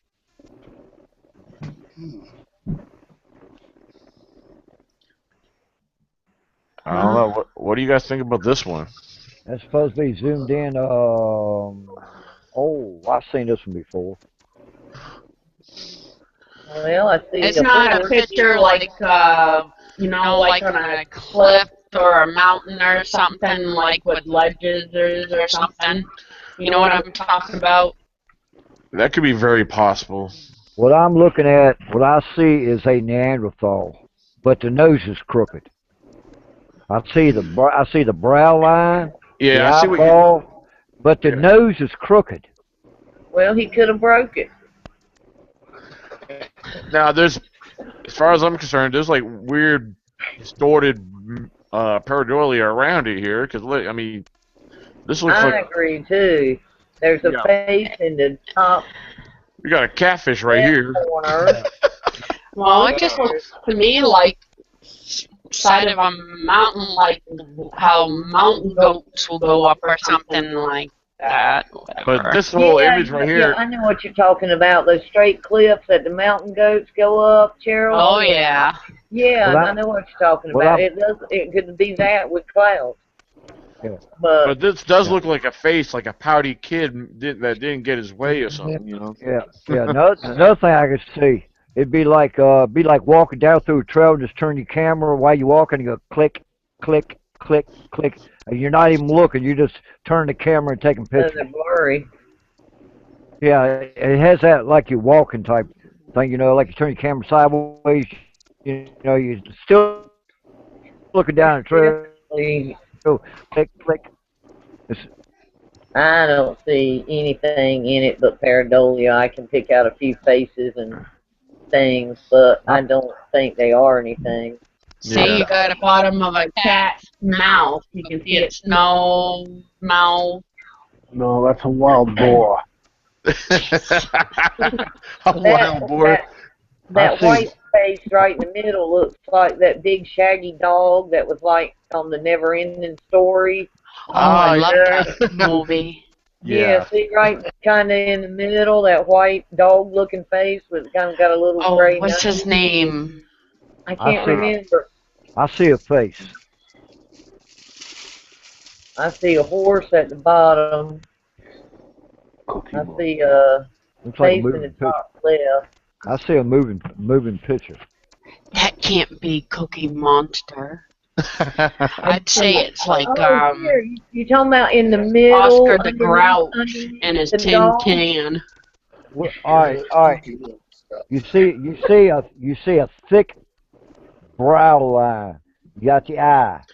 I see that, and I see like a half nose in the mouth, and if you sit back, you can. That's what it's supposed to be. That's what this picture's supposed to be. Is that face right there? Now, the way it looks, the way it was taken, is if someone's walking down a trail, turn the camera, and still walking and just taking pictures, going click, click, click, click, click, and you get that moving effect in it. Yeah. Oh, I see it now. That's what it looks to me. That's what it looks like to me. They're walking and just taking pictures. You know, it very well could be pareidolia, you know, but it looks. I do see it with its tall head, and then that dark line is kind of like the eyes, and then it where I talked about the shaggy dog is like the bottom of the face, the nose, and the bottom of the face. Yeah, I mean, this is the eye. Here's the nose, and here's the pouty. Yeah. Oh, I see it now. Cheryl was right. Sit back, and I saw it. But the whole thing is, this is just a face. It looks. I mean, the rest is brush. The rest is brush. It looks like this right here looks like it's like a. You know what this almost looks like? To be honest with you, an ultrasound picture. Yeah. Good way to put it. Yeah. I had an ultrasound yesterday. Well, that's what this looks like. A pregnancy, you know. And you're right. It kind of does. Where this face was somehow computerized, digitally added in there. That's what it looked like to me. Yeah, because everything else is blurry as old hat. It kind of does look like an ultrasound. I just got thought about it. I was looking at the screen and saying, is that my liver? Is that my gallbladder? Is that my lung? What is that? So, interesting. Yeah, I see the face Fred's talking about now. Yeah, I do. Hold on one second. But I don't know. I can't make head nor tail. I was looking at. It could be. I don't know. Bill Saltman, because Bill Saltman sent me this here. He said the picture was blown up over 600%. That's why it looks like. That's why it looks like it is. Yeah. That's why it looks like it does. Yeah. Claudia actually said, yes, it does look like an ultrasound. LOL. Now, wait a minute. She's saying, hold on. She's saying look at bottom left. No, wait. Chris Murphy's saying look at bottom left. Yeah, like a goat there, something. I can't really. Oh, look right here. Let me go on the. Let me go back on the other page. So this is what they're saying. I see what they're pointing at. If you look right here, it looks like a really blurry eye right here. But way down here, looks like a set of lips down here, where my mouse is. I think that's what Chris Murphy is pointing at. So. Well, or look, right below his mouth there, where the chin is, over toward. All right, now come over to you. All right, now come straight down. We're here. Down. Yeah, right there. That looks like a mouth and two eyeballs. Kind of looks like a what's that little critter on Dr. Seuss, the one about the trees? Oh, I'm not sure. I can't remember. But right here looks like a distorted, blurry face right here too, like a weird eyeball here. Looks like it's got a flat Bart Simpson mouth right here with a chin right here. Yeah. That's, I don't know, that's something weird right there too. That's the thing, if you stare at these photos long enough, you're going to start coming up with other images. Wonder if it's by a bunch of birch trees or something like that. Oh. But is that pareidolia? The longer you look, the more you see. That's that's my point. Yeah. Oh. Because I left for a minute and came back in the middle of the conversation. You didn't hear me? It's interesting though. Interesting though. What were you saying, Cheryl? Oh, one said he couldn't hear me, and I said it could be like by birch trees or something. Oh. You don't think so? What, this here looks like it could be birch trees? It could be birch trees. It does look like birch trees, doesn't it? Birch trees have that white skin with dark, with black. The linings. Yeah. With the lines. Yeah. Chini chaga?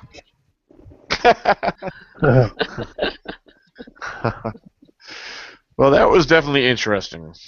So I definitely see the face now that Fred. Yeah. I definitely see it. Gotta have an eye for that shit. Well, I found the dog from Never-Ending Story. Jeez, what more do you want? Oh, Lord. See, I'm trying to find one we haven't. Well, he was a dragon, too. Part dog, dragon. Yep. Yes, you're right. All right, keep in mind, this next photo, they have a box that's enlarged, and they did their own outline of what they're saying they're seeing here. So let's get everyone take a look at this once I get in here, and we'll get your opinion on this. All right, got my magnifying glass. There you go. All right, hold on, Inspector Gadget. Hold on. I'm going to get a magnifying glass for next time. Inspector Gadget, Cheryl, take a look. Hey, it looks like Codward's hat.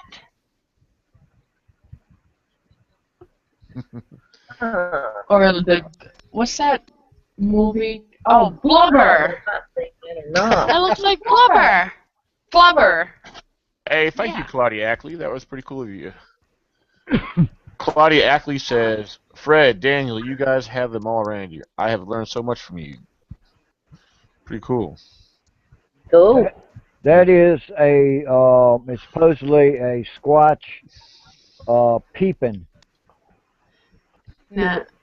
from like 25 to 30 yards away, just zoomed in. I'm going to try to zoom this in. I don't know if it'll let me, but it might. Hold on. Go up if you can't, Glenn can. Go up to the right-hand corner, and you see the three bars there. Just keep hitting that. You just keep hitting your numbers. It'll bring the picture in. Oh, it won't work for the rest of us, though, will it? Well, I just zoomed it in a little bit, but I don't know if it changes anything for you guys. It did, Daniel. It got a little bigger. Yeah, well, see, through screen share, that's as big as I could do right now. All right, you see the forehead, you see the right eye, you see Yeah. the half the nose, Yeah. and the outline. Cause if you look over to the far left down next to the bottom there, or next you see where it comes his head, then you see his shoulder, but you don't see no neckline. Yeah, I don't see no neckline. Yeah, but you see his shoulder. Yeah. That looks like a Cro-Magnon. Yeah. Claudia said we're all. She said you guys are fun. So. Thank you, Claudia. Claudia, you'll have to tune in more often. We usually do this every Friday and Saturday night. So. Unless otherwise specified, we're always at 8 o'clock Eastern Standard Time, Friday and Saturday nights. So, Yeah. yep. Sometimes we're smart, sometimes we're dumb, sometimes we're fun. Yeah. But it's fun. I enjoy it so good, and thank y'all for letting me on tonight. Oh, absolutely. Yeah, because usually what I need to start doing is putting you guys all in one group. That way I can share the link, the joining link, in one shot to get you all in here. Because it's sometimes I'm afraid I'm gonna forget somebody. I mean, but Yeah, you'll do that to me. no. Yeah. You notice I shared the link directly to you. You'll forget. Maybe next time on purpose. But anyway, let's go to the next shot. It's a lot. It's all right. Payback's coming in 3 more months. Send him a message and say, "Let me on, dude." Well, be his lost. What You're was supposed to laugh at that. did we decide on that last picture? I already know what it is, and I know who did it. Who did it? Well, fill us in, Fred. Well, yeah. No, what is it, Fred? It's Come supposed to on. be. It's a squatch peeping out from laurel brush. So And it's on the East Coast somewhere? it's in Tennessee, Tennessee, yeah. in the Smoky Mountains. Yeah, I know Laurel. We don't have it here, but it's there. They have it up through the mountains. Oh, it's all over the place up here where I live. It's so damn thick, it's pathetic. I know. Well, I lived in Boone and Blowing Rock 15 years, and yeah, I know Laurel. I wish I hadn't have to move back here. I'd rather be in the mountains. All right, hold on. It's nice here too. I guess I'm up here. I'll tell you what. The best thing I like about my research area, it's less than 2 miles away from me. Yeah. I'm 5 minutes away from my area. Yeah. I can go camping and come back home and take a shower and go right back out again.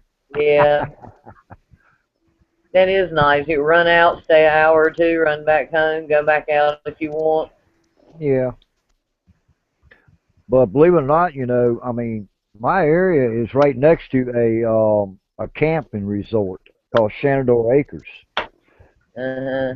And it started as a health resort for people for people who had problems, like heart attacks, health reasons. There isn't a hot spring or anything there, is there?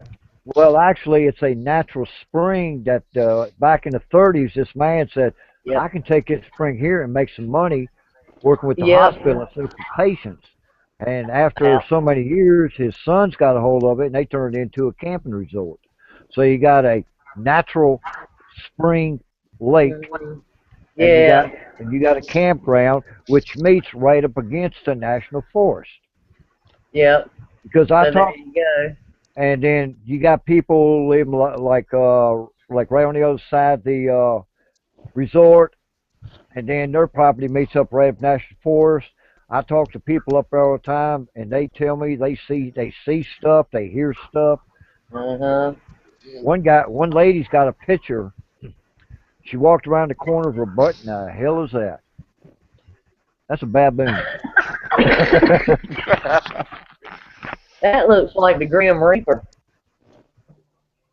Well, that's cool, Fred. I want to go up that way. sometime and get a hotel and stay a couple of days.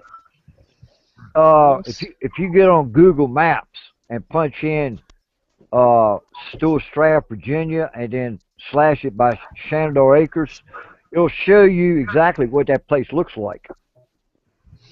But then you And just it's how far from you? yeah, and all you do is if you get on Google, if you get on the Google Maps, you can take and follow the road, and it'll take you right on the coal roads, all up and down. You know, just by the Google map. Oh yeah, yeah. See, I've already got on Google Maps, and I could see Daniel's mom's car. I could see Daniel's car. I could see his dad's car. Oh yeah. See, I can see him outside mowing the grass once in a while. You know. Oh Hey, yeah. Fred, do what I've done. It. You never know. I've done it once because the satellites that take the images, they'll only do them once a year to every couple of years or so. Yeah. Right. Exactly. They update them. I think every year and a half, or roughly around that time period. Y'all can Google me if you want to, but you can't see the house because it's surrounded by trees.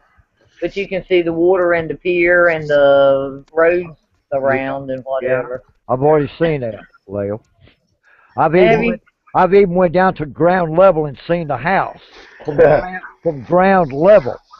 So there you go. Yeah. But Yeah. You stalker, you. But you try to Google me, you got to figure out which trailer I live in. 'Cause there's over 200. There's over 200 in my area. Yeah. Daniel, that looks like I mean, just at first glance, it looks like a baboon hiding under some straw. Yeah. That's what it looks like to me. Yeah, very bad baboon.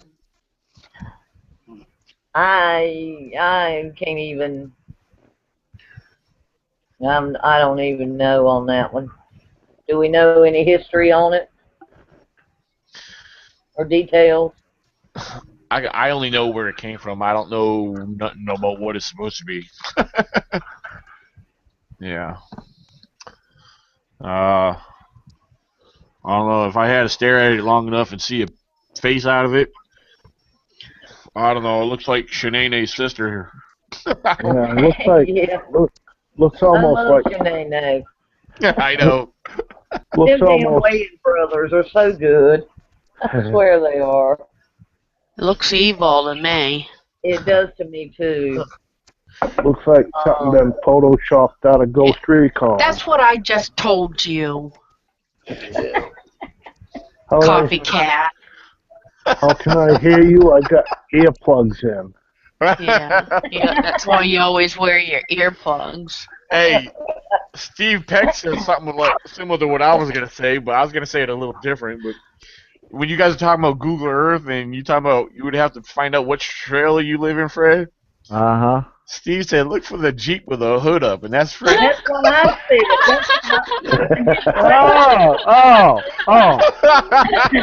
I thought, but we started the new. We'll find you, Fred. Hey, the guy's right. The guy's right. That's a Don't dead forget giveaway. Don't forget the I rebel wasn't thinking with the hood up, but then, like I say, the conversation got back on the picture, and I thought I'd just look for the Jeep. There was a big rock in front of my Jeep. A big rock. Yeah, about big as my Jeep. Okay.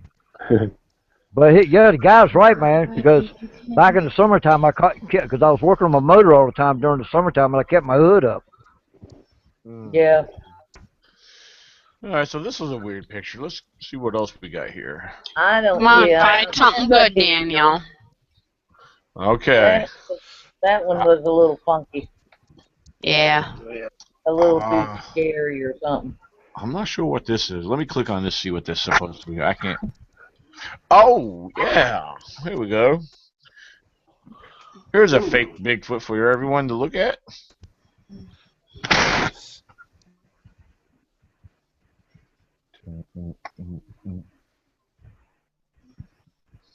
There we go.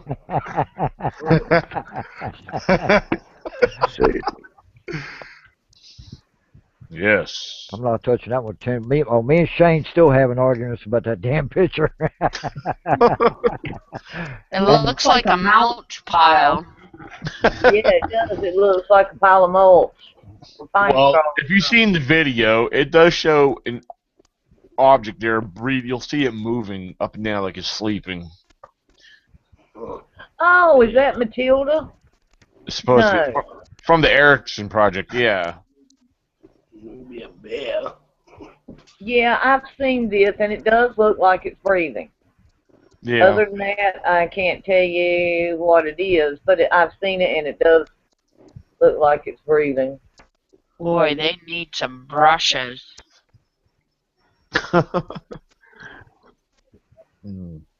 Fred, I'm not familiar with the debate between you and Shane on this one.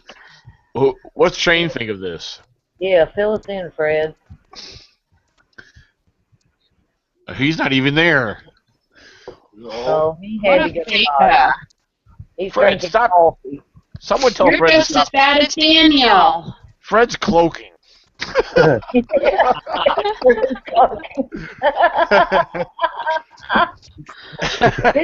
can't do it, but Fred can. Yeah, that's right. Fred's the only one I know that cloaks.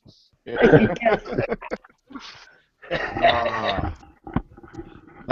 There he is. There he is. Yeah, Fred. Oh, there you are. We were just saying how you were cloaking, because I was trying to ask you something about Shane. And you had disappeared. That's supposed to be Matilda. Right. Now. That is supposed to be, that's one of the Matilda. Okay. It's supposed to be Matilda sleeping. So, yeah. What's the disagreement or whatever between you and Shane? Who thinks what? When it shows a picture of her face, Shane says he can make a Chewbacca mask that looks identical to her. Yeah, I've seen a couple of different things about Matilda with the teeth showing. Yeah, because here's the thing about it. I've seen Squatches smile at me. I've never ever seen eye teeth that look like fangs. Never. Yeah. Yeah, and it did have eye teeth. Yeah. Yeah. Yeah. But I've seen this video, and it is breathing, or seems to be breathing. So it's something. But if it's somebody in a costume, or but I was thinking it was supposed to be Matilda, but I wasn't sure. But yeah, I've seen it, and it does seem to be breathing. All right, the story is with Matilda, they had two Squatches. They had a brother and a sister. They had captured and turned loose in this fenced-in area. And supposedly, her brother died. But but the way I understand it, there was a lady who could get in a ghillie suit and get close to her within 35 yards. But she would not let anybody else do it. But when he went to feed her, she would growl at him. And that's the story on it. Who captured them? Wait a minute. Yeah, I didn't hear this. So I mean, if we have a the guy who funded this is the one who supposedly had them captured and turned loose on his property. Captured two, the brother and the sister, Matilda and her brother, and then the brother died. Yeah. That's a story. But they let Matilda go. Is that correct? If that was the case right there, their DNA and everything would have been, somebody, the government or somebody would have found out. This would have been all over the news. Exactly. I mean, all kinds of publicity. I mean, it would have been, Right, but this was done because J.C. Johnson is in on this too.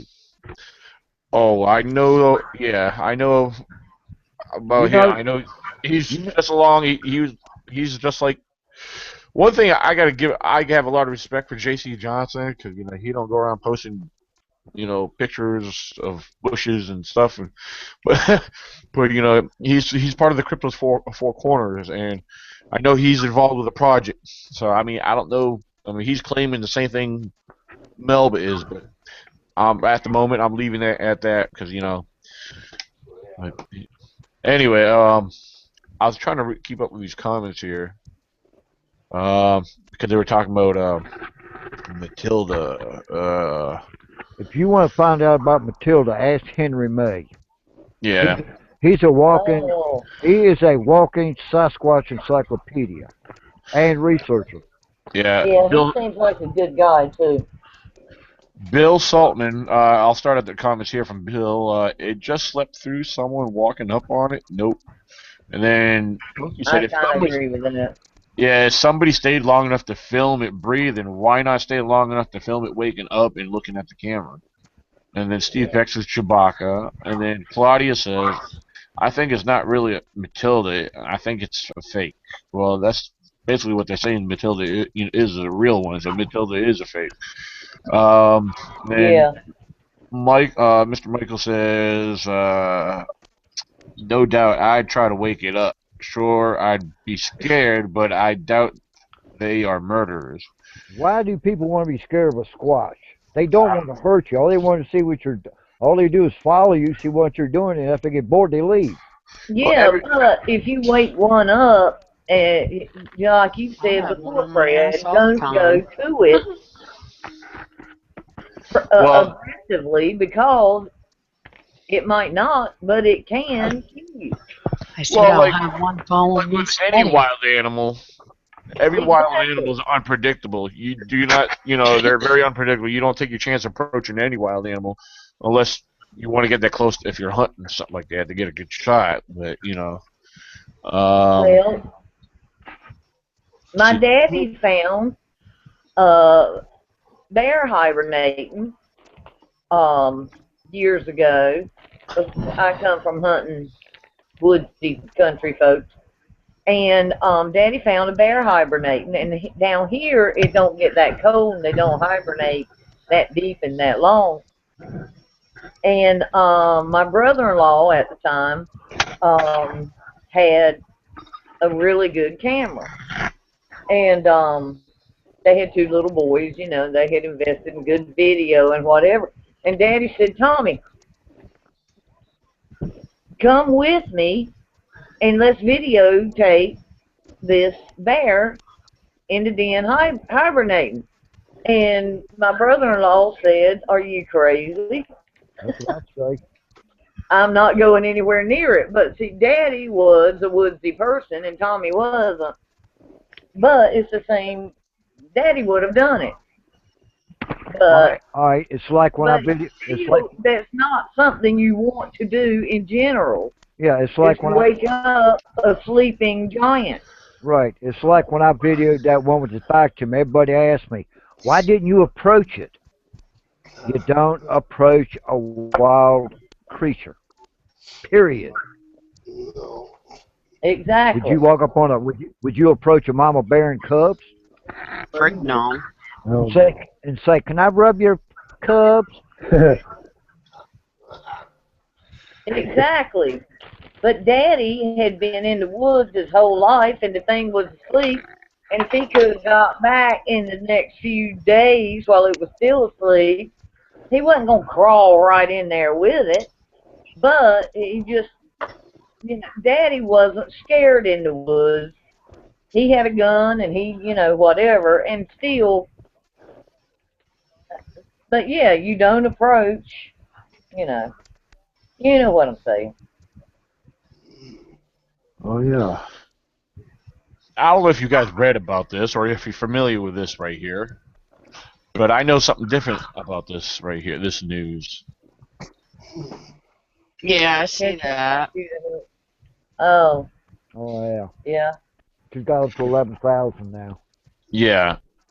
Melvin Ketchum, veterinarian, is asking for $9,000 to study elongated human skulls.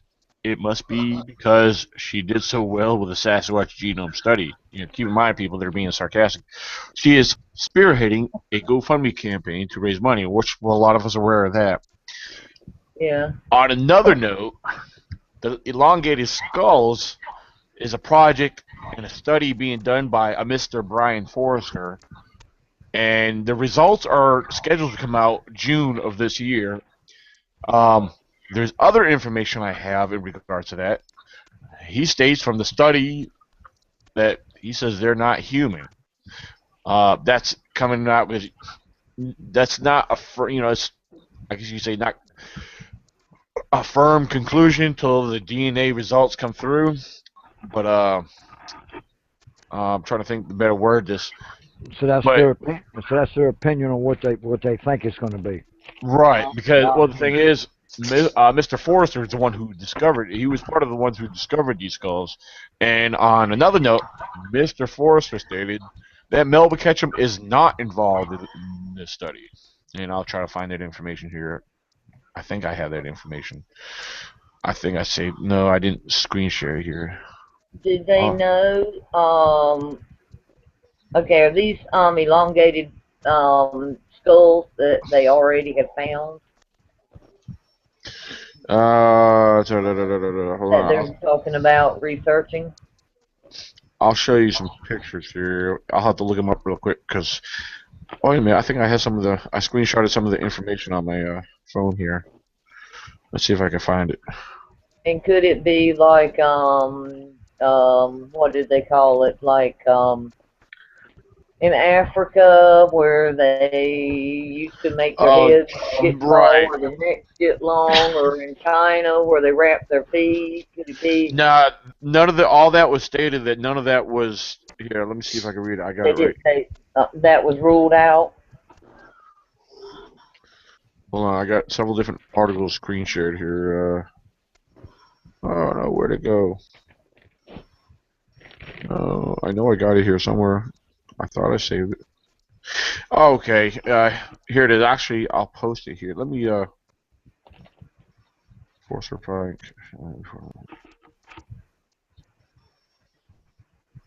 Okay, let me post this here. I'm gonna actually give me a second. I'll screen share here, but I gotta send it from my phone to the computer here. You're so technological, Daniel. Sometimes. Yeah. I'm just slow at doing things sometimes. Yeah, you need a fast internet. This internet speed has nothing to do with what I'm doing. It's me personally. I'm just picking on you, Daniel. Yeah. Yeah, that's my word. Okay, well, hold on here. When you do shows, especially like this, where you've got people asking questions and you're trying to share pictures and all of whatnot, you've got so many things going on at one time. Oh yeah. Plus, I keep looking at the comments and some people are saying some pretty good stuff, and I'm trying to see if they ask questions. If they ask questions, I want to share or ask them. All right. I don't know if you guys can see this right here. This is DNA update. Yeah, not of the skull, but another apparatus, not human. It had mitochondrial DNA with mutations unknown in any human primate or any known so far, but a few fragments I was able to sequence from the sample indicated that if these mutations will hold, we are dealing with a new human-like creature, very distant from Homo sapiens, Neanderthals, and Denisovans. I am not sure it will even fit into the known evolutionary tree. The question is, if they were so different, they could not interbreed with humans. And then a note underneath says, of course, as a marketing tool, we learn in the comments. Okay, Forrester. Yeah, because Brian Forrester is the one who's behind all this. So, but if you go along and read the articles and everything, your statements were Melba is not involved because she was one of the few that were advised not to be involved in these studies because of their credibility and but. Now, where were these skulls found? Peru, I believe. I think Peru is one of them. Indonesia was another place. Something like that. Yeah. But these are Peruvian skulls and stuff. So. Yeah. Which the skulls, if you go, the pictures are posted on Brian Forrester's Facebook page. If you go under some of his photos. You can find Brian Forrester on my Facebook page. So. Okay. Yeah, under my friends list. He is not accepting friends. Well, basically, what it is, you can follow him. You can look him up. You'll see his page. He That's has cool. a large multi-thousands of friends, and he's overmaxed his limit. So, when you try to send him a friend request, you'll get that notification. Why it won't allow you to send them a friend request, but And it'll it's allow. Brian Yeah, Larson. Forrester, Foerster. Well, following is good enough. Yeah, you still get all his updates and stuff, and you can you Yeah. can still visit his page and everything. So Okay. yeah, Okay, I wrote him in my Bigfoot notebook. yeah. But his DNA results are scheduled to come out June of this year, so that should be very Oh, interesting. cool. Yeah, Cool. that's only a few months away. Of course, that's what I read in a part of I don't know if it was this article or something, because there's a couple different articles. But if you go to his, actually, I read it on there was something. I might have read it on his page from him directly. That he was telling some other people about it. So Cool. yeah. Um. So I think that's going to be interesting what they Yeah, come I up with, think so too. because because as far as the people involved, they're actually anthropologists and other known scientists, and well, not known, not to us anyway, but But um, credible. right, exactly. Yeah. So People with actual degrees that are credible in their field. right. Yeah. Uh, Yeah, that hold on. I would love to. I can't wait for that. Let's see. Hold on.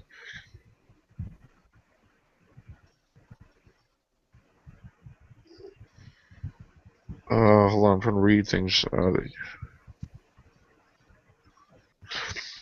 Okay, I was just seeing what the comments were. Okay, they're having people in the chat are actually discussing something different. I'm not. They're just. They done tuned us out. They're going on with their own conversation.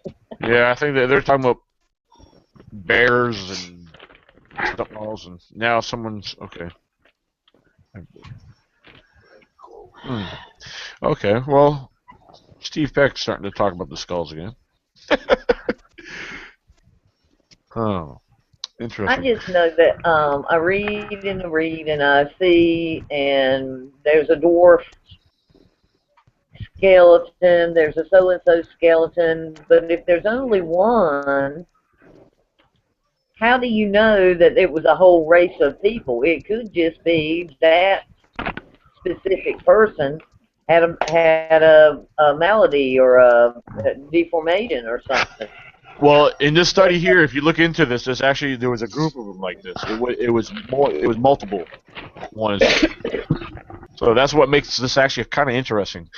And Yeah, well, yeah, I agree. Go ahead.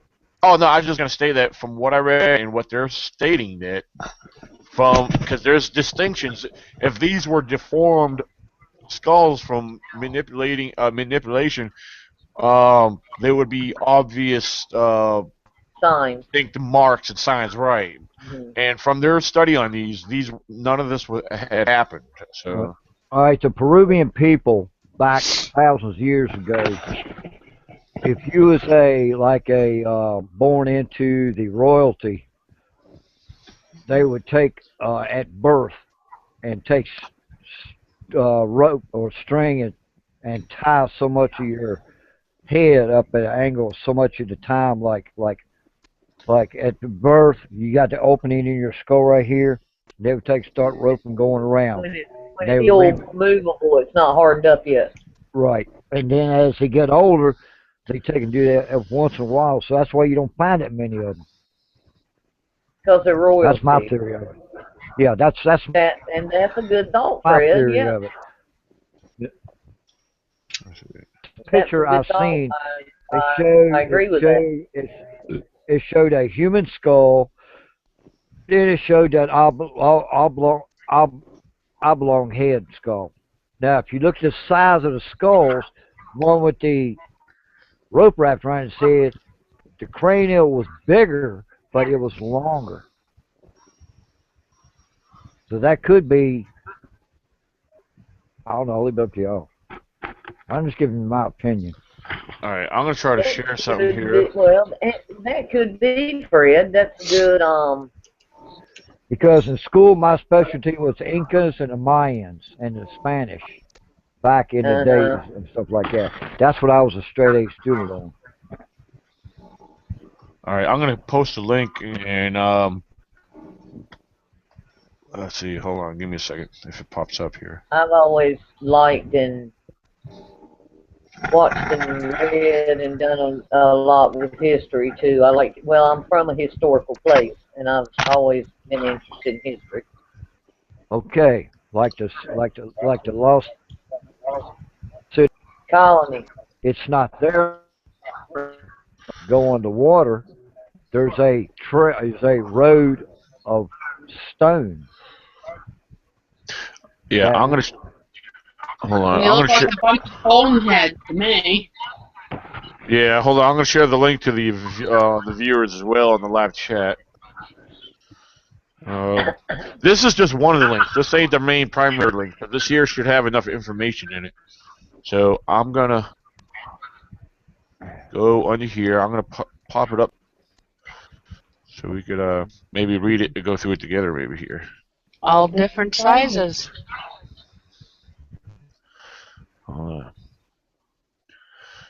I'd say something. Let's see. I'm not gonna say nothing either, Fred. Donald Trump won Louisiana. Because that's a loaded question. I know.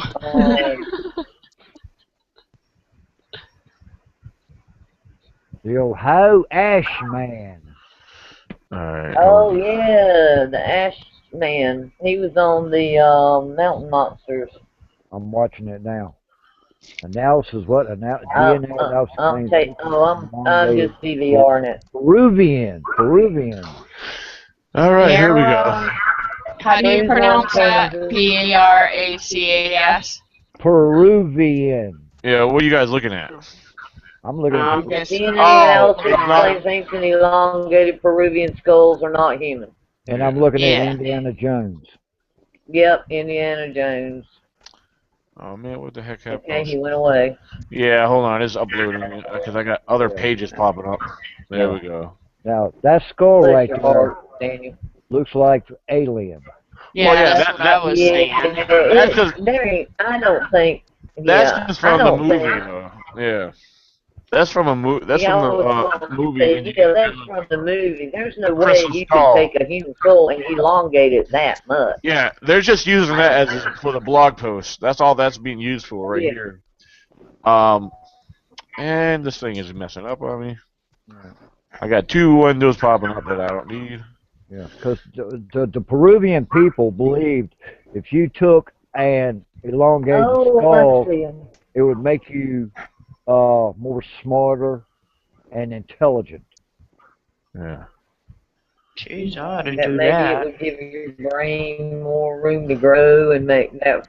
Therefore, you'd be smarter. Not smarter. Oh, this is messing up on me. Oh, it's ticking me off. I can't. Mitochondrial. But if you go under mutations. Yeah, Forrest, the director of the Baracus History Museum, claims the skull's DNA is categorically not human. Without informing them of their source, he sent 5 samples of the mitochondrial DNA from the skulls to a geneticist who returned with some rather shocking and groundbreaking results. Yeah. All right, let me go scroll down and see if we... Yeah. One geneticist even went so far as to claim a Baracus skull are so different from human. Hold on, what the heck? I got this stupid stuff popping up, blocking out my screen here. Closing in 2 seconds. I haven't closed. Hold on, everyone. Bear with me. I got something here that.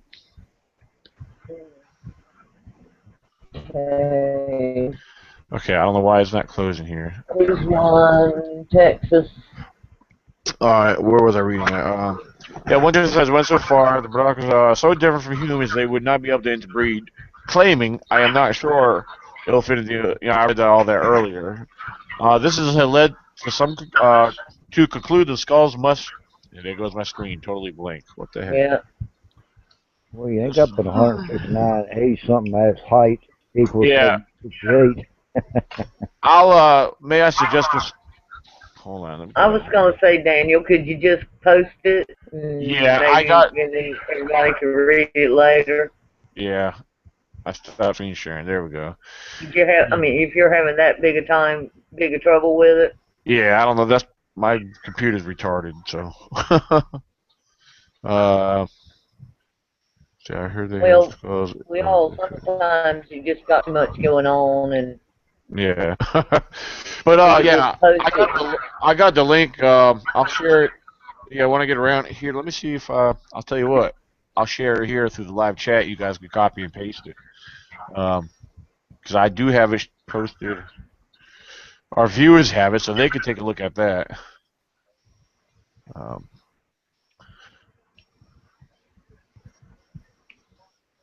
right, here we go.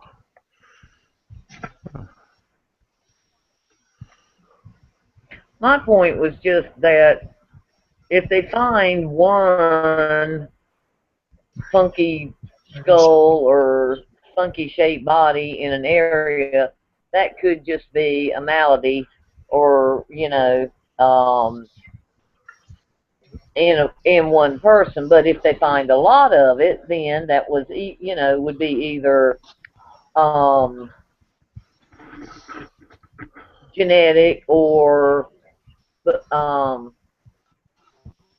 would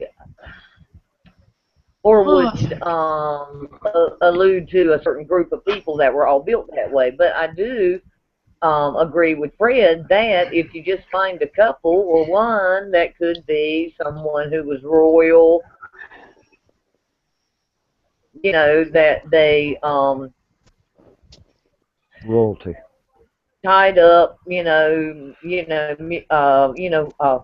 the word is I'm looking for? That they made skull different, made the neck longer, as a ritual. Yeah. I agree with Fred. That could be because they were royal. Yeah. Now in Africa, certain tribes would take and make like I've seen kids today. They take and cut a hole in their earlobe and they put bigger rings in it. Yeah. Yeah, and then they keep making them bigger and bigger. Yeah. And there's African tribes that do that. Right, and then you got the certain African tribes that puts a ring around their neck every year till they hit a certain age. The women, I think, and make their necks real long. Yeah, that was my question. If you just find one, does that mean there was a whole freight load of people that were 3 foot tall? Or is it just that one they happened to find that had a malady or a deformation? But I agree, a lot of times, things were just for royals. And then there wouldn't be a whole population. It would just be, one every so often. That's a good angle on that, Fred. Right now in Peru, they're just now starting to get into the good stuff. In the caves and stuff like that, so. Yeah. Sorry, we have to leave, get ready for bed, work in the morning. Okay. Yeah. You're welcome, Cheryl. I know, I'm your friend. I gotta work in the morning. All right, you too. Maybe you'll see a Bigfoot on the way. You never know. You never know. Take your camera. Have a good night. Hey, take your camera, set it on the dash, and when you see something, just reach up and go click. Or There you go. put on video. Well, when I get my new Jeep, I'm gonna put the dash cam in you. Oh, there you All go. right. I'm gonna take it back from Glenn. I have my dash cam going today when I was riding through the woods today, but nothing came out, of course. But You need to put it I in your don't back go window, far enough Dan. away from home to have a dash cam. no, it wouldn't work too well in my back window, even though it's tinted, and plus I got my new big decals back there, so it'd kind of be. Yeah, the back window is always good too. Yeah, unless I have it rigged up outside somehow. Hey, I can put my GoPro out on the top of the vehicle facing backwards. Yeah. Yeah, That yeah. would work. Do you think that Bigfoot teach their little ones to look both ways before they cross the road, like we teach our kids? Yeah, that's a good question. I mean, It is a good question.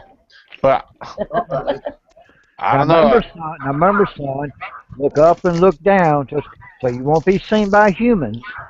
Yeah. Okay. That'll work. Unless you see a cute little blonde in the wood that's very curious, you want to take a selfie. I've seen two of them. That were cinnamon blonde. Perky little girls too. I think Cheryl was referring to me. I think Cheryl was referring to herself. What? I think they're going to be so curious of me, they probably want a close-up. Well, the first night I'm going to spend by myself. I'm going to walk at night. Don't worry, I'm going to follow you. And I'm going to have Daniel's night vision camera with me. All right, you guys have a good night. All right, you too. Night, Cheryl. Night. Oh, man. Because what people don't realize is, man, at nighttime, and you're by yourself walking through the woods, that's when you start hearing real good stuff. Oh, yeah. Now, I want to investigate the Dismal Swamp we'll do a little bit more, and I want, if I can find any concentration of sightings, I just want y'all to come down and check out the Dismal Swamp. Well, I got one of my researchers that worked that area. He lives right there. Him and his son claim to have had a sighting there within this past year. Oh yeah, that's right. Oh really? Yeah. Yeah. Great. Are they in Virginia or North Carolina? He's in Virginia. He lives over there by Virginia Beach, by the Hampton Roads area. Oh, yeah. Okay, but he goes back to the Dismal's on the back end of the state, but he goes to the Dismal. Oh yeah, he knows the area real well. He knows where to camp if you wanted to camp. Yeah, that's his neck of the woods. He knows the whole area, so yeah. Would you, Daniel, if you get if you think of it or just have a few minutes, would you send him or tell him to send me a friend request? Oh yeah, absolutely. Because the North Carolina south end of the Dismal Swamp is like 12 miles from my house. Okay. And you ain't been out there yet? I'd like to get out into Dismal and just sit and ride. We used to when we were teenagers. You know, ride into Dismal and park and make out, and, you know, drink Boone Farm wine and all that. How about Annie Green Springs? Who? Then you got Annie Green Springs. That's the one of the old lady rides a dirt bike. I don't know about her. Well, guess what? That's before your time, Dan. That's like when I was a teenager. Damn, you ain't but 5 or 6 years older than me. Annie Green.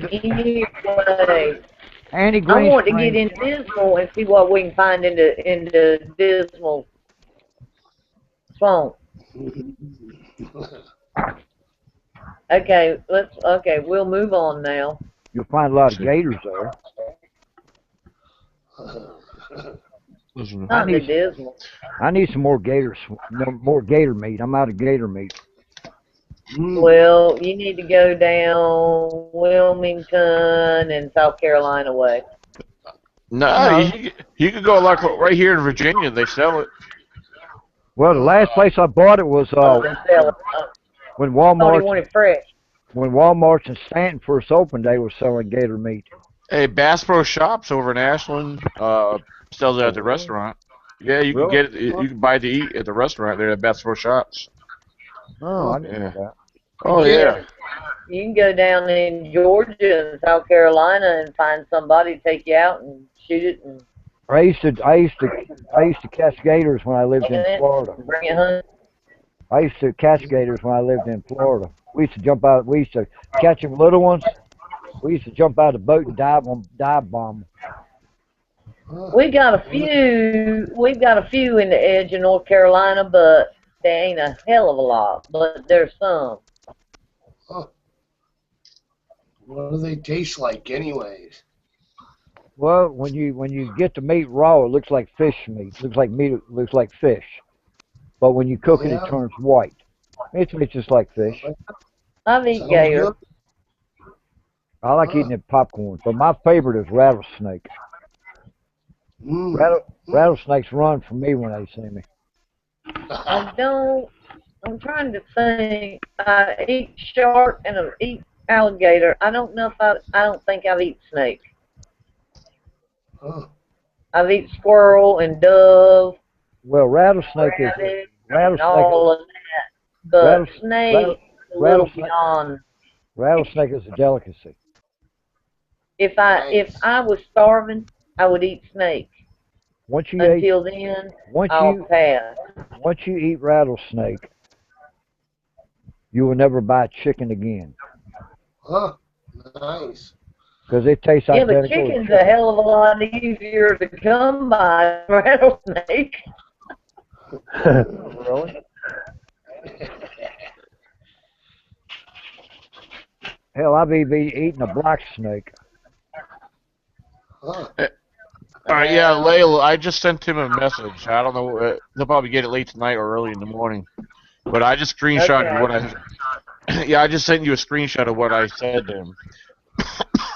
And I misspelled your name, so I'm sorry about that. So. That's okay. Lots of people do. Hold on one second. Let me see what I got here. I got a message. Oh, just open my Facebook back up. Now, I'll tell you, when I first got into squatching, and I was throwing photographs up there, 99% of the people saying they were seeing pareidolia. Now, here's the kicker. 3 years later, I put the exact same pictures up, and would you believe everybody started seeing squatches? And then everybody realized, wait a minute, he does have something in his pictures. Now, I admit it, I got some pictures that are questionable, but a lot of them, they're not questionable. You know? And it also depends on who you show it to. If you show it to the Kelly boys, they'll rag in a heartbeat. Well, everybody, there's going to be a certain number of people who rag, and that's why I don't. Oh God, I don't accuse.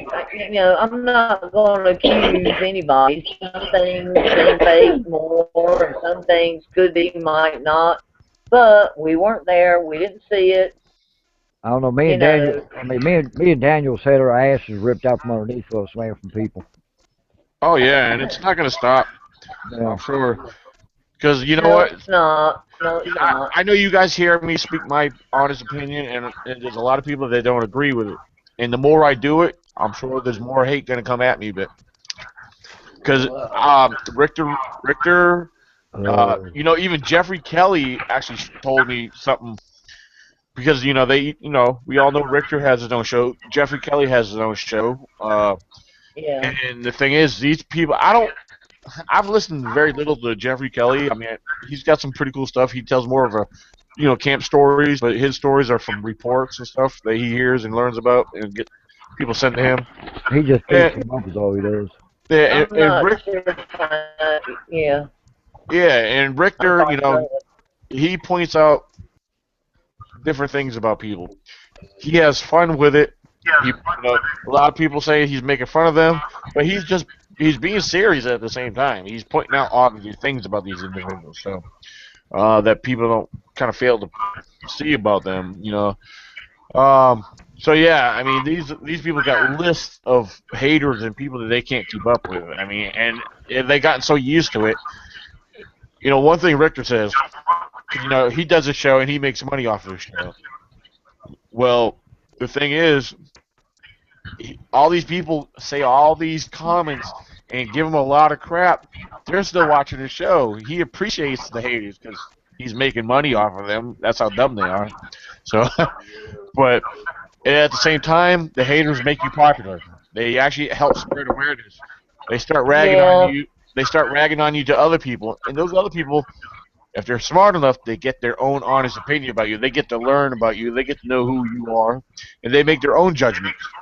Then again, you got some of the ones. Well, if you say, "Well, that person's a jackass," you do have other ones. Okay, well, I'm going to go along with it too.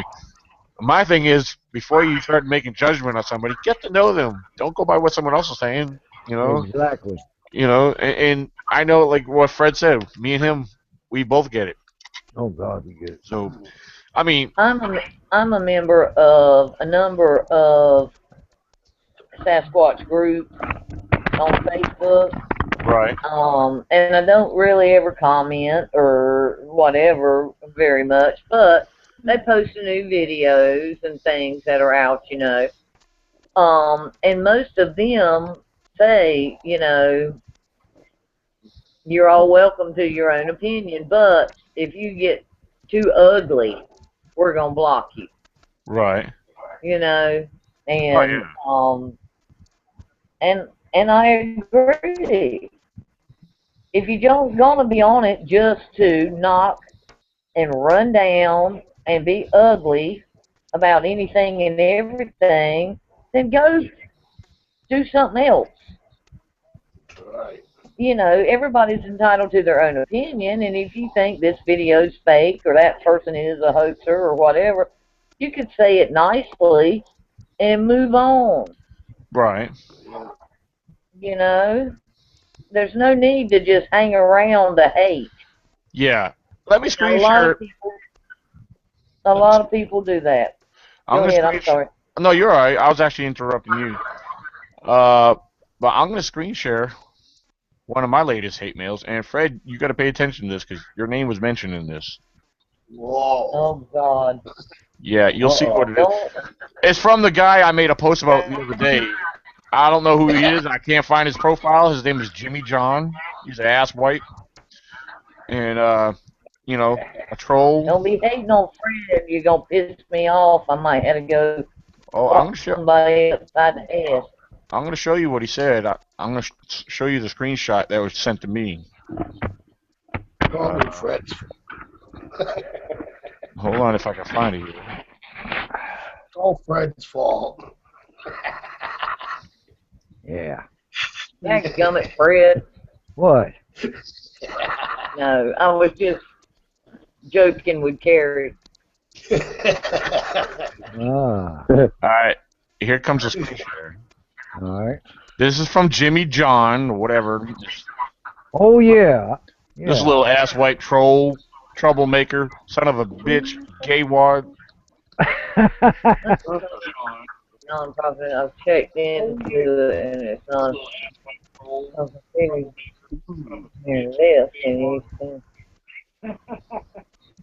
Well, I'm sharing with you because I figured that you could smear him the best.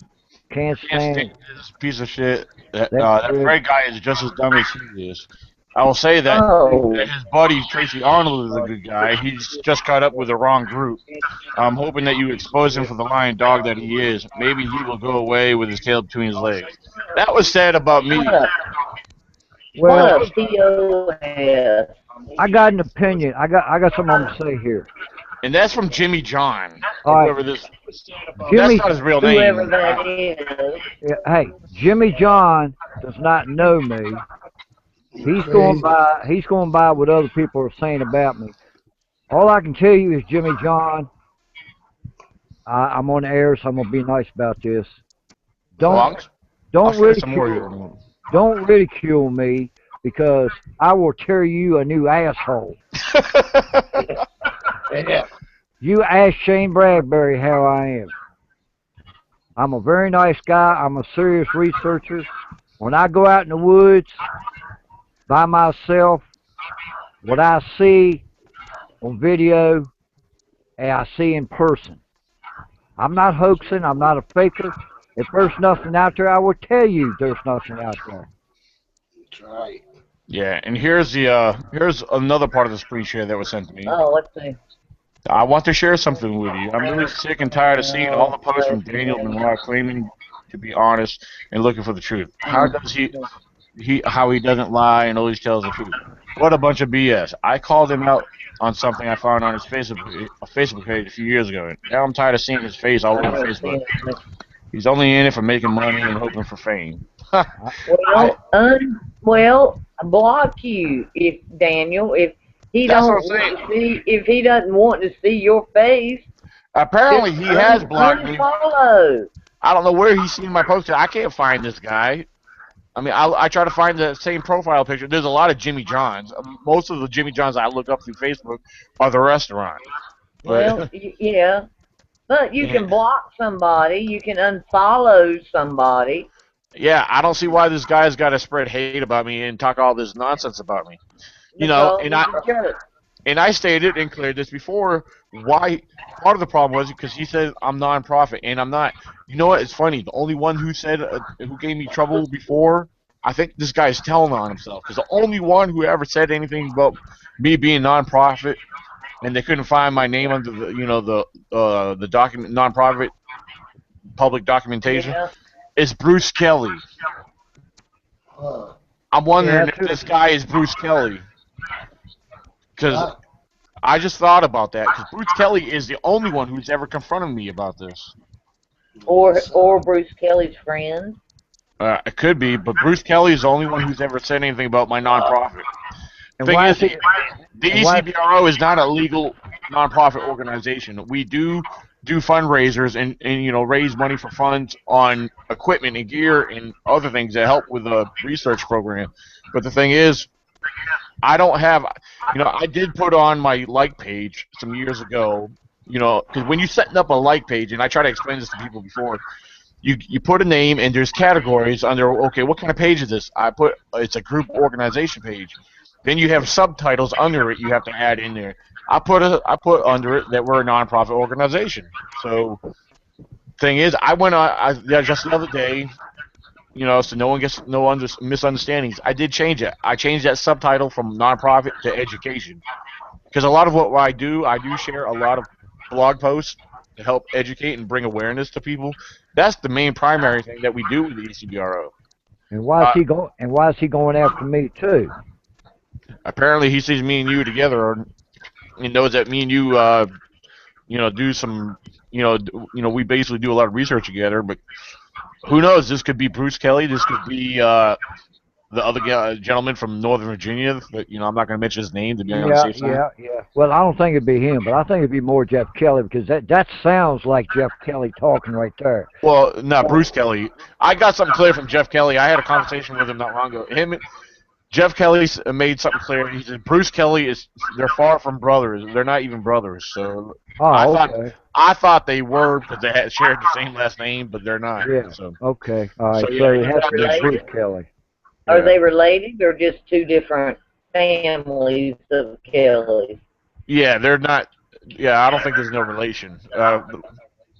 So that's something Jeffrey got straight with me the other day, which I appreciate that because I said something to him and I mentioned, well, your brother Bruce, blah blah blah, and then he replied back. He says, "By far, are we brothers at all?" So this is the way he put it. Yeah. And the way I see it, Bruce was the troublemaker Kelly of Mall, you know, this guy doesn't even know me. He's only seen pictures of what I posted. He's seen videos, and then all of a sudden, he is perfect. Like I got, like a question was asked me, you don't even know Jeff Milton. Really? Well, go ask him and tell him how when I said that. And Yeah. I got back in touch with him. Did you talk to him? I got blocked because Yeah. I made him look bad. Yeah. And why they could, I mean, why people go after other people, that's bullshit. Because Well, at the end of the day, they're all doing the, it's like me and Daniel. There's a lot of shit that Daniel does that I do not agree with. But when it comes to researching, we come to the same thing at the end of the day. We're out there, we're busting our ass. We're out there researching. I mean, hell, we're in the same neck of the woods, different areas, and we all do the same exact thing. We're out there you teaching. don't have to agree on everything 100% to be friends. Right. I mean, you know, we don't agree with. There's a lot of stuff. Like I said, there's a lot of stuff we don't agree on, but we do agree on. We're teaching people.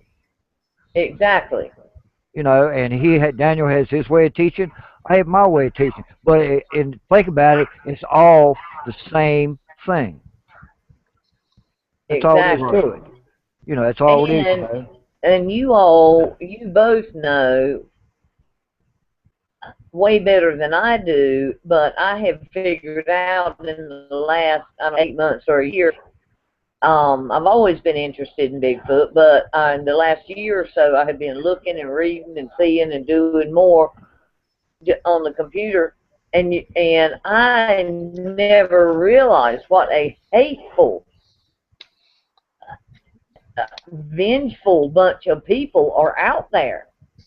And you all know that Fred, you and Daniel know this. If you put yourself out there, you are going to get a certain amount of bad feedback. And you know what? The So, way I see it, yeah, no one needs to agree with anybody. But yet, I'm the same person. I may not agree with somebody, but I'll speak my mind, and I try to speak it in a professional way without. I try not to offend people. But if there's a certain individual, if there's somebody that's reluctant and tries to push and tries, like like they get hateful about it, then it might turn around into a different situation. But we could, a lot of times we could agree to disagree on a few things, but exactly. we understand each other, like me and Fred, for example, we understand each other. But, when we don't agree directly on everything, I mean, in a few things, we see differently on a couple things. But yet at the same time, we do understand each other, So, Exactly. but and that goes for You have everybody. Yeah, that goes for everybody in the Bigfoot you community. and Fred have more in common than you have different. Right. I mean, But but with there's me, going to be haters and there's going to be trolls that do nothing but go to Bigfoot sites and bitch Yep. and stripe and act ugly. because when me and Daniel's out researching together, we're talking. You know, I mean, there's a lot of stuff we agree on, a lot of things we got our opinions about. You know, but we're all doing the exact same thing. Hmm. We're out there we're out there busting our butts. Right. That's the Now, same now thing. there's there's mainstream scientists out there who see what I'm going to use me and Fred for example. Now, I know directly out of Todd Distel's mouth, and he's right about this. He is right. He has a lot of good points. And the thing is, and even this came out of Richter's mouth. Well, Richter's opinion is on people like what we do. We're, Richter said we're glorified campers, basically. But Yeah, on the other hand, when it comes from Todd Distel, an expert, a real, well-known scientist, he doesn't disagree what we're doing out here, and he's referring to everybody in a whole, researchers that go out doing what they do. But he said there's a few flaws that we're a few things that we're lacking in, with some of us. we're out researching that's something that's not known to science. It's something that science does not believe in. Period. Exactly. So So how?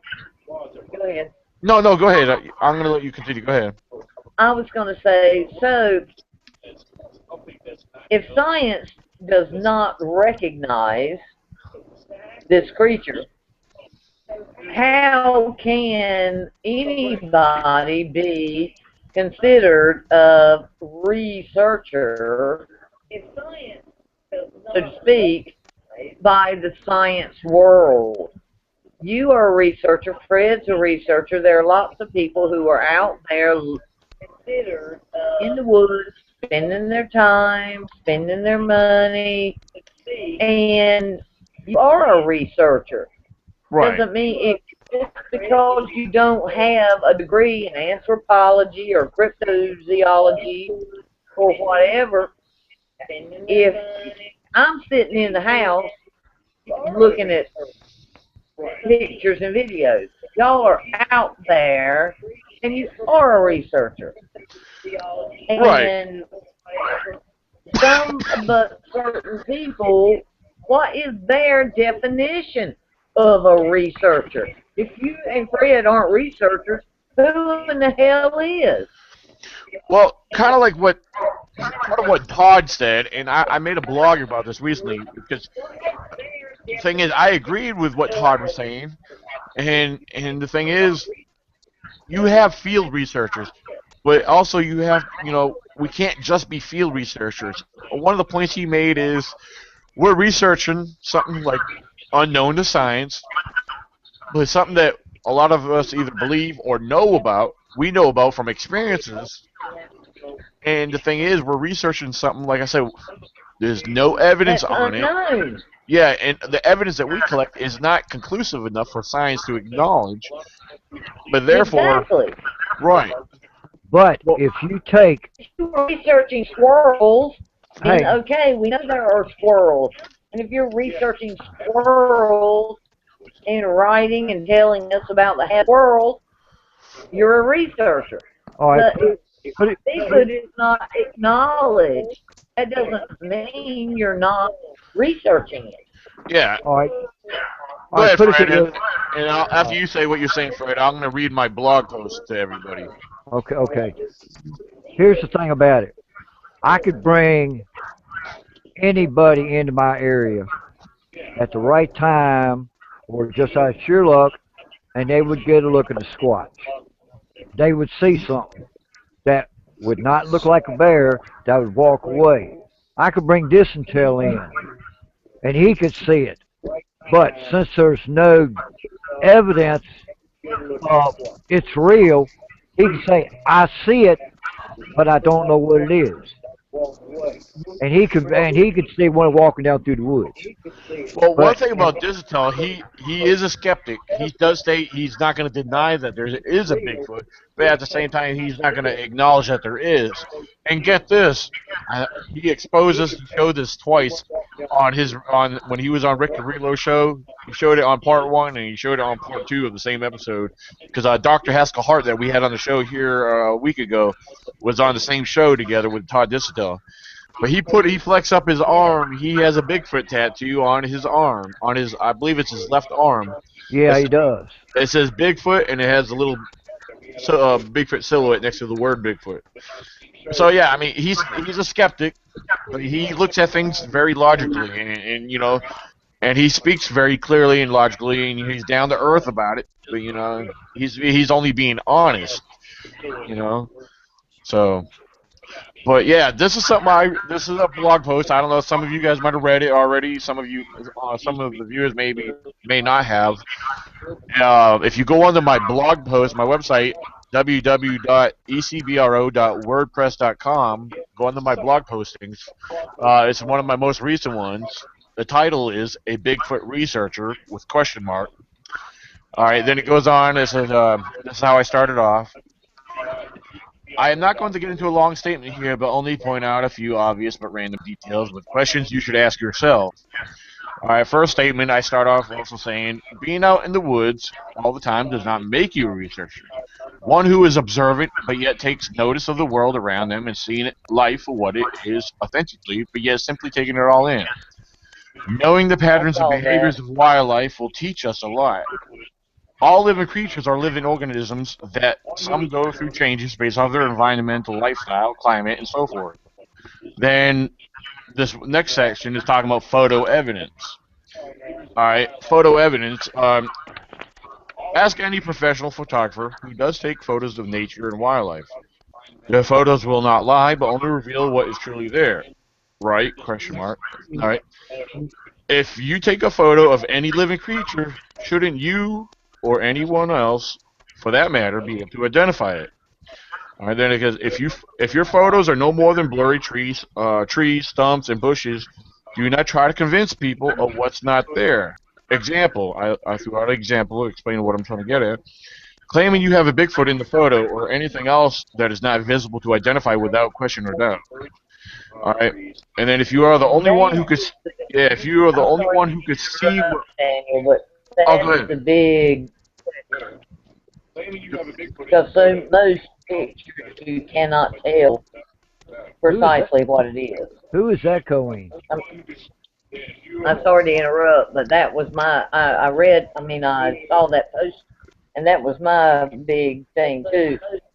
Who's So echoing? many you just cannot tell. Who's I'm sorry, echoing? go ahead. No, I think someone's like it sounds like someone's playing the my. I I hear hear it. me and Layla repeating ourselves, and we're not even Yeah, talking. that's what I've been hearing for the past 15 minutes. Somebody's playing the someone's playing the YouTube link after trying to catch up on it. Not me.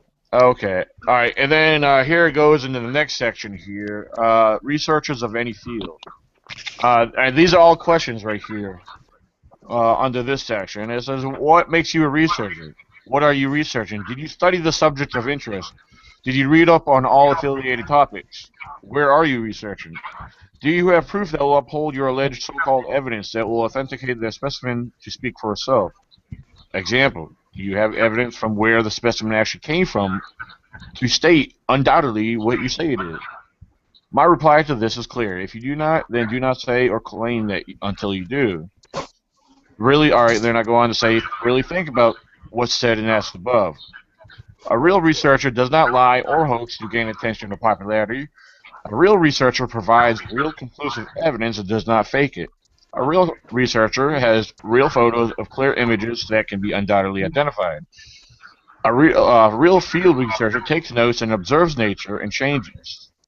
And then the last section here says, what are you? Are you popular because of all the photos you share that you say has a Bigfoot or some other cryptid in them? And others believe them to because you're saying so.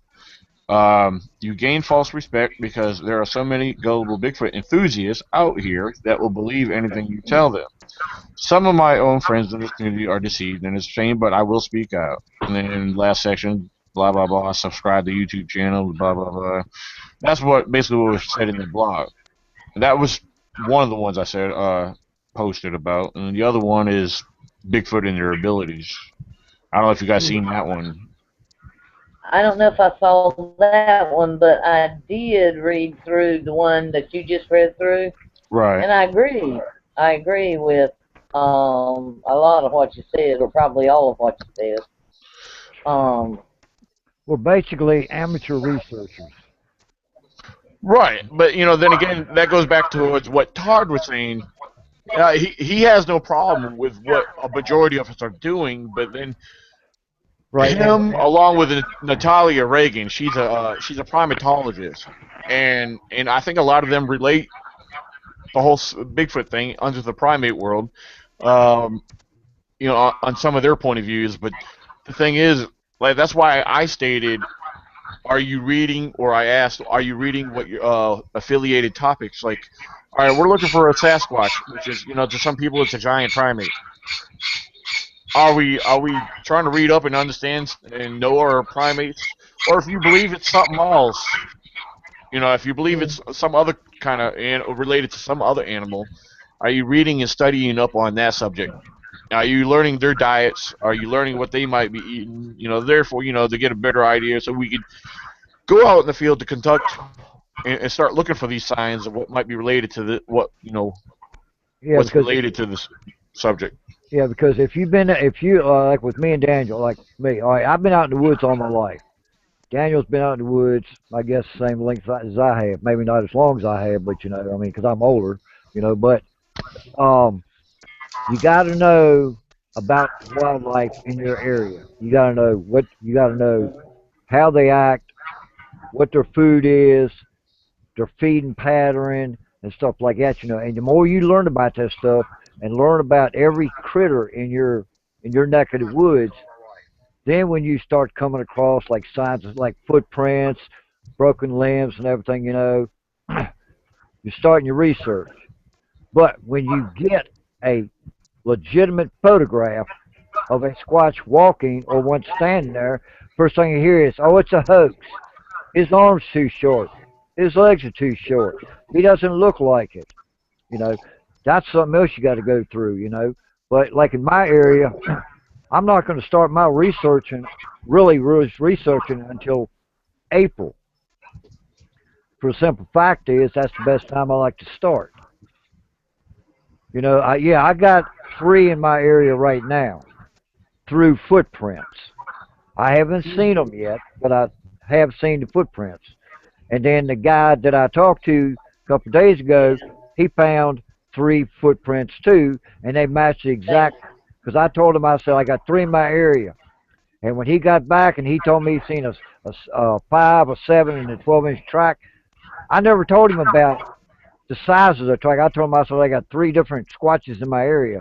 And he confirmed it by saying I seen a 5, a 7, and a 12-inch track. And this was along the creek bed. And I haven't even walked the creeks yet. So I know they're there. And Daniel, me, anybody can get a clear photograph, but the first thing you're going to have not a non-believer saying or a critic saying that's not real. So how are you supposed to have a real Squatch when you got people saying, "Oh, that ain't real, that don't even look like one," because they've never seen a Squatch before. They're only going by what other people say. Well, my deal is, if it's a beautiful, clear picture, then everybody says, "Oh no, that's got to be fake because it's so clear. It must be staged." Exactly. But if it's blurry or back in the bushes or whatever, then that's fake because it's blurry and back in the bushes. You're doomed either way. You're right, and with a lot of the photos that are floating around the internet, blurry or not, I mean, even the ones that are a little blurry, but you can make it out clear enough, or even the clear ones that some are very obvious that they are faked. Then you got Photoshop ones. Those are the kind of photos, the junk photos, discredit anything that might be real. Yeah, and that's what makes it hard. But what do you tell people when you tell them, "I don't know how to Photoshop. I don't know how to do any of that crap." I know I don't. I've had to have I've had photos Photoshop before that were funny. Like I forget who did it. Someone did one. What you did. You did one of me one time too. I can take red eye out. I had someone did one with me with kid, but that's about it. You could do what? I said I can take the red eye out of a picture of my kid, maybe, but that's about it. Oh yeah, I could do different. I have software on my computer. I could alter photos by sharpening the image, changing color and the heat, and then I could take the red eye out. Do all of what? Yeah, but you can't do all of what it would take to fake a Bigfoot photo or whatever. Because all I can do is zoom it in. And some photographs if I take off a video, like let me give you an example. Like this one right here. Right here. I got right there. That right there is a Squatch behind a tree. Right there, I zoomed in at 80 yards. But the thing about it is, Yeah. when you zoom it in really close and clear it, you can see the hair come off its arm. But people say, "Oh, that's a bear." Really? It seems funny that I'm an outdoorsman, I'm a hunter, and I know for a fact any of us can go out in the woods, and if a bear smells you over 100 yards away, you're going to hear a three pattern tearing up brush going through to get away from you. So, Yeah. you know, and this And in that's this the video, thing. yeah, That some things are obviously fake, obviously, but okay, there's so many that are just on the edge, and I don't want to accuse anybody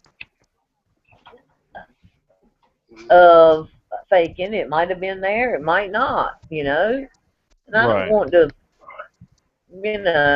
talk ugly about somebody when I wasn't there and I didn't see it. Now there are, right, like you say, there are a few that are obvious, but like the pictures we looked at tonight, a lot of them, do we know or do we not know? yeah. Now If you weren't there looking at it, here's something people don't realize. People think because you go out in the woods and you get photographs, yeah, that's cool. But here's the kicker: the Squatch is very elusive. Like with me, these juveniles. A juvenile is slicker than snot shit. They can get in and get out without you hearing them, but they give their location away because they're inexperienced. The adults yeah, are the ones that I don't see. I hear them, but you don't see them because they know what they're doing. But a juvenile will be just as sneaky. Like when I baited him with that cinnamon buns, I got one dead in front of me, and I got one to my left that I over zoomed on. But the one in front of me, all I seen was his shoulders going like that. Looked like it melted, and I never heard a thing. And people don't realize, man. You could be. All you gotta do is listen to nature. That will tell you if they're around. But you got to know what you're looking for. well, everything in nature, um, palms, baby bear, baby cats, bobcats, or whatever you got. Well, Everything in nature, their mama teaches them from birth to hide. yeah. Well, And good. Bigfoot obviously is the same thing, but as you said, the juveniles are They're in the Bigfoot learning. are more inquisitive than like a baby deer would be. They're more Right. inquisitive, Because but curiosity. everything in nature is taught to hide from Yeah. birth. Right. And a juvenile. All right. Put it this way. Like that day, like that evening, me and Daniel heard. I don't know. It could have been a bear, but we doubt it. But it sounded because we Hey, thought it Fred. was. Yeah, Yeah. Fred. I listened to different sounds of a crying, moaning bear cub, and it didn't even come close. No, it didn't. I've checked on Yeah. everything from babies to adults in Yeah. Virginia, Because and the never closest heard. thing, Yeah, I I could know this imagine or story. thought that, Yeah, yeah, the closest thing I could think of it could have been was a baby bear cub moaning by itself, and that's what made me go, look into it. And I couldn't find none of them sounded or compared to anything that I've heard.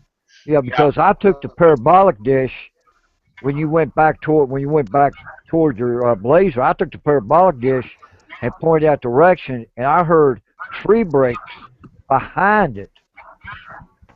I don't know, but we did. But there was a cat that crossed the road, and Daniel caught it coming across the road, or saw it, part of it come across the road. That might have made it do it. We don't know, Yeah. but we've never heard. I've never heard that sound before, and I've been in the woods all my life, and I've never heard that sound before. Huh. It was mind blowing. Wow. Huh. Now, where we heard the sound, I just picked up when I was out earlier today. I actually picked up one of my trail cameras that were in that very area today. So I don't know. It showed 25 images on there, but well, actually, to be technical, I do not have 25 images on there because each picture, each shot that went off was a triple rapid fire shot. So you have to take 25 divided by 3. And basically, you have maybe, I don't know, 3, 6, 9, 12, about 4 shots on there or so, or 5, you know. I bet you. Or Have you looked 6, at actually. them yet? No, I actually still have both my trail cameras. I have quite a few on my other trail camera where I had that put at. They were several miles apart, but the other one has quite a few. I got to go get them. They're still sitting in my Blazer. So, but yeah, I need to go through them and see what's on them. So Daniel, when you went to get your one game camera behind that place, did you find any tracks? well, today the ground was tore up. There was some obvious deer tracks. There was some bear tracks. Now, on the other hand, I did a video today. Like I said, I was in a lot of different areas today, and I saw some small humanoid tracks. They were either juvenile squatches or they could have been a part of a bear. So whatever it was, I'm hoping I got on camera, and I'm hearing a lot of feedback while I talk. I don't know who that is. But. I think Leo's talking to her son or something. Oh, okay. But now, like I said, I did, but I thought I muted myself. No. No. Sorry. No, you're all right. So yeah, I have a lot to go through and get that together. I'm anxious to know what it is. I'm hoping I got something good on there. I mean, you know. But right there where I walked in to go into that area, I didn't see it going in, but when I was coming back out, there's a big stump there with a down tree, and I saw a bird kill right there. I don't know. It could have been a coyote.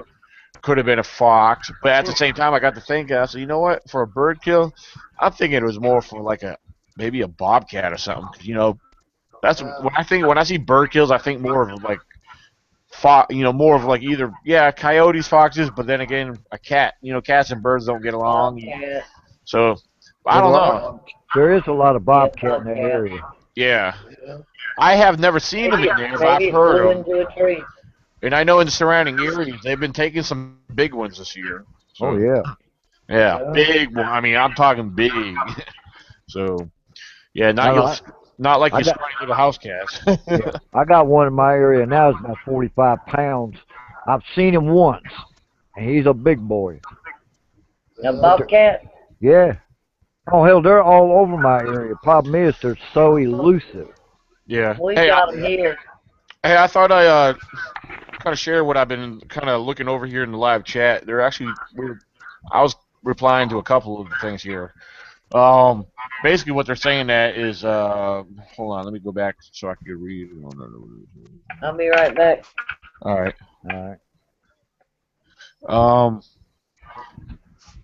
Yeah, all right. Starting at, Pokey said, I wonder what it would take for people to believe, I don't know, short of killing one? Okay. But he said, I don't think it's right to kill one. And then I say, I agree, but I agree, but we need a body. Bill says, yup. And then he also said, unfortunately. He says, then Pokey says, need to find their graves. I said, not that I would do so, as I know they are family groups. Then it goes on to say, but how do you do that when you can't even find the living ones? Talking about needing the body. Well, then Bill says, actually, they have long ago, from my understanding. I don't know. Maybe they did. I don't know about that. He said, Pokey said, I didn't know that. Then I mentioned, I said, well, maybe maybe come across a dead body or remain somewhere, Then Bill. What was the question? Talking about as far as it didn't really come up with a question, but talking about getting people to believe in them without killing one, and because he says he don't think it's right, and I said I agree, but yet we need a body, and I think a lot of people agree that we do need a body, but a lot of us believe in not killing them. Hell? Well, God, it would be.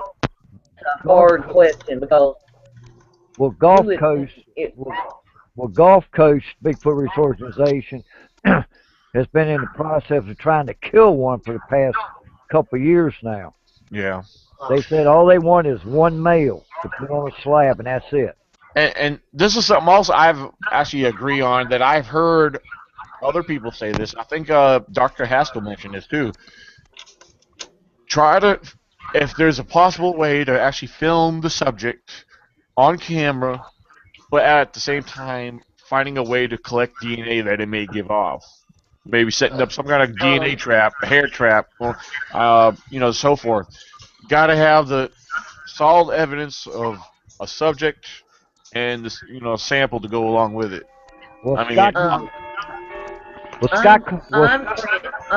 friends with Chester Moore. Who? And you all know who Chester Moore is? I'm not sure right offhand.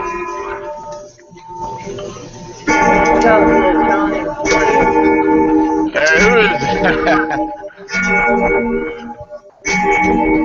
Oh, this is Glenn, ain't it? Glenn! Stop it! It's Glenn. Go. Chester Moore. All right, Scott Carpenter had Scott Carpenter collected his DNA this way. He'd go into a bait area and take packing tape and turn it around backwards where the stickiness is, and go up at least 8 to 10 feet where they got to reach. When they reach their arm, good enough. Yeah, the arm touches that tape and pulls hair off. That's not going to be good enough though. They've got hair. I would say Chester Moore is he's been on 2 or 3 different Bigfoot shows on TV. He's in Texas, down in the Panhandle, down in the bayous. Anyway, and he is a very Christian. In fact, Christian. He's got a thing called Kingdom Zoo, and he works with children and animals and spreading the word of Christ and whatever. What does he do? But he's also a woodsman and a hunter. Has been all his life with his dad and whatever. And he's a Bigfoot hunter, somewhat. Bigfoot hunter. And he is pro-kill. Not that, and he has said he doesn't want to kill one, but he feels we got to kill one to prove it and to save the rest. Why don't you just tranquilize one? Well, that's what I was just going to say. We were talking about before. Tranquilize one, and you could get enough DNA from one tranquilized and pictures. But Chester Moore is a wonderful fella. He's really Christian, so Christian, and works with children and does a lot of work with children and wildlife, and combining that and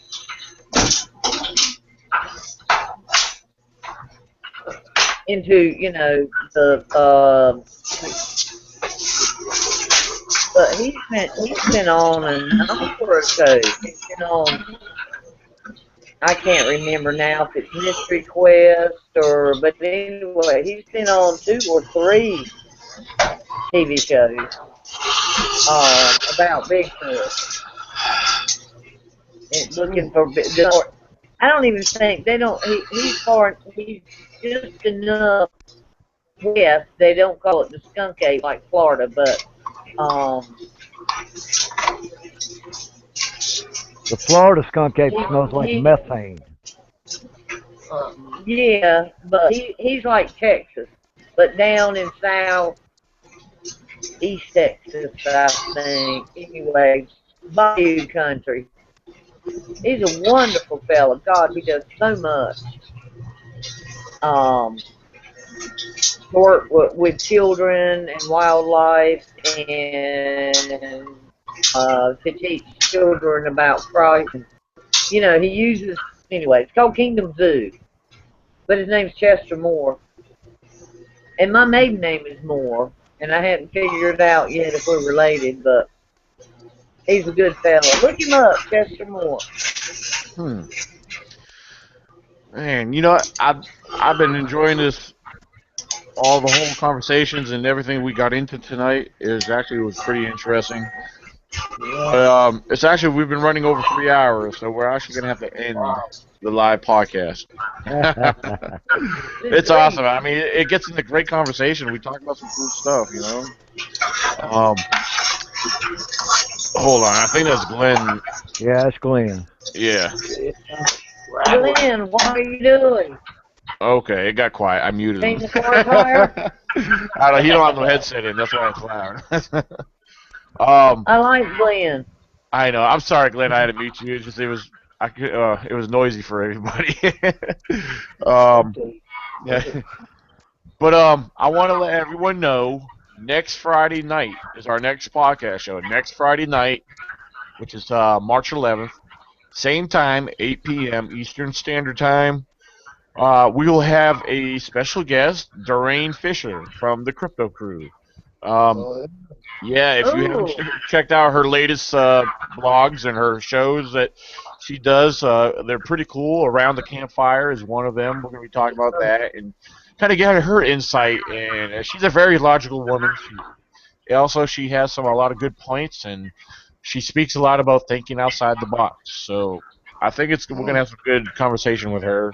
So she's all ready for it. She'll be on with us Friday night, 8 p.m. Eastern Standard Time. So, and again, viewers, if you have not done so, if you want to keep up with the shows and our guests and everything we talk about, subscribe. YouTube channel ECBRO98, and again, check out the website with a blog post at www.ecbro.wordpress.com. And any last words from our people on the panel before we go off air? I had a long, hard week, and I really needed this tonight. It was enjoyable, and if you are so inclined, please invite me next week. Absolutely, absolutely. I think we're going to have a good show next week. I'll have to think about that one. I think some good video footage. Some good video footage would go a long way. So. Oh yeah. I think so too. Good video footage, and and I think in the community with the footage, I think if depending on where, there's a lot of respected individuals in the Bigfoot community, and I think somebody, for example, I'll use Jeff Melzer for example. If he would happen to be out in the woods and had a camera with him and filmed something that he saw, I think his evidence would be pretty conclusive. Because I don't, he's got a reputation to maintain, and I do not see him pulling any hoaxing or BSing around. He's a serious man, and he's serious about everything he says and does. It's called It's called $5,000 a pop. Yeah, right. Yeah. So I mean, I just used him as an example because he's a well-respected individual in the community, but for anybody that's respected and has a reputation, yeah, I think anyone with a good reputation, and I think their evidence would actually will hold, well, there are people who need the money, can use the money, but will still be honest. Right. Yeah. And then, there are people who won't. But there are a lot of people who, have integrity, Right. And will, I agree. And I agree, Milgram, he has a certain standard he needs to uphold to a certain extent. Right. Let's see. Okay, I was just checking the last comments here. So, all right. Anyone else want to say anything real quick before we go off air? Fred? No, I ain't got nothing to say. Let's just say, if you want to see some good videos, just go to Freddy59100. There you go. And I teach. Right. All right. Thank you. Yes, he Sounds does. good. Hold on, I'm trying to shut my phone off because it's talking to me. All right. God bless everyone. Have a good night, and come back and see view us again on Friday night, 8 p.m. Eastern Standard Time.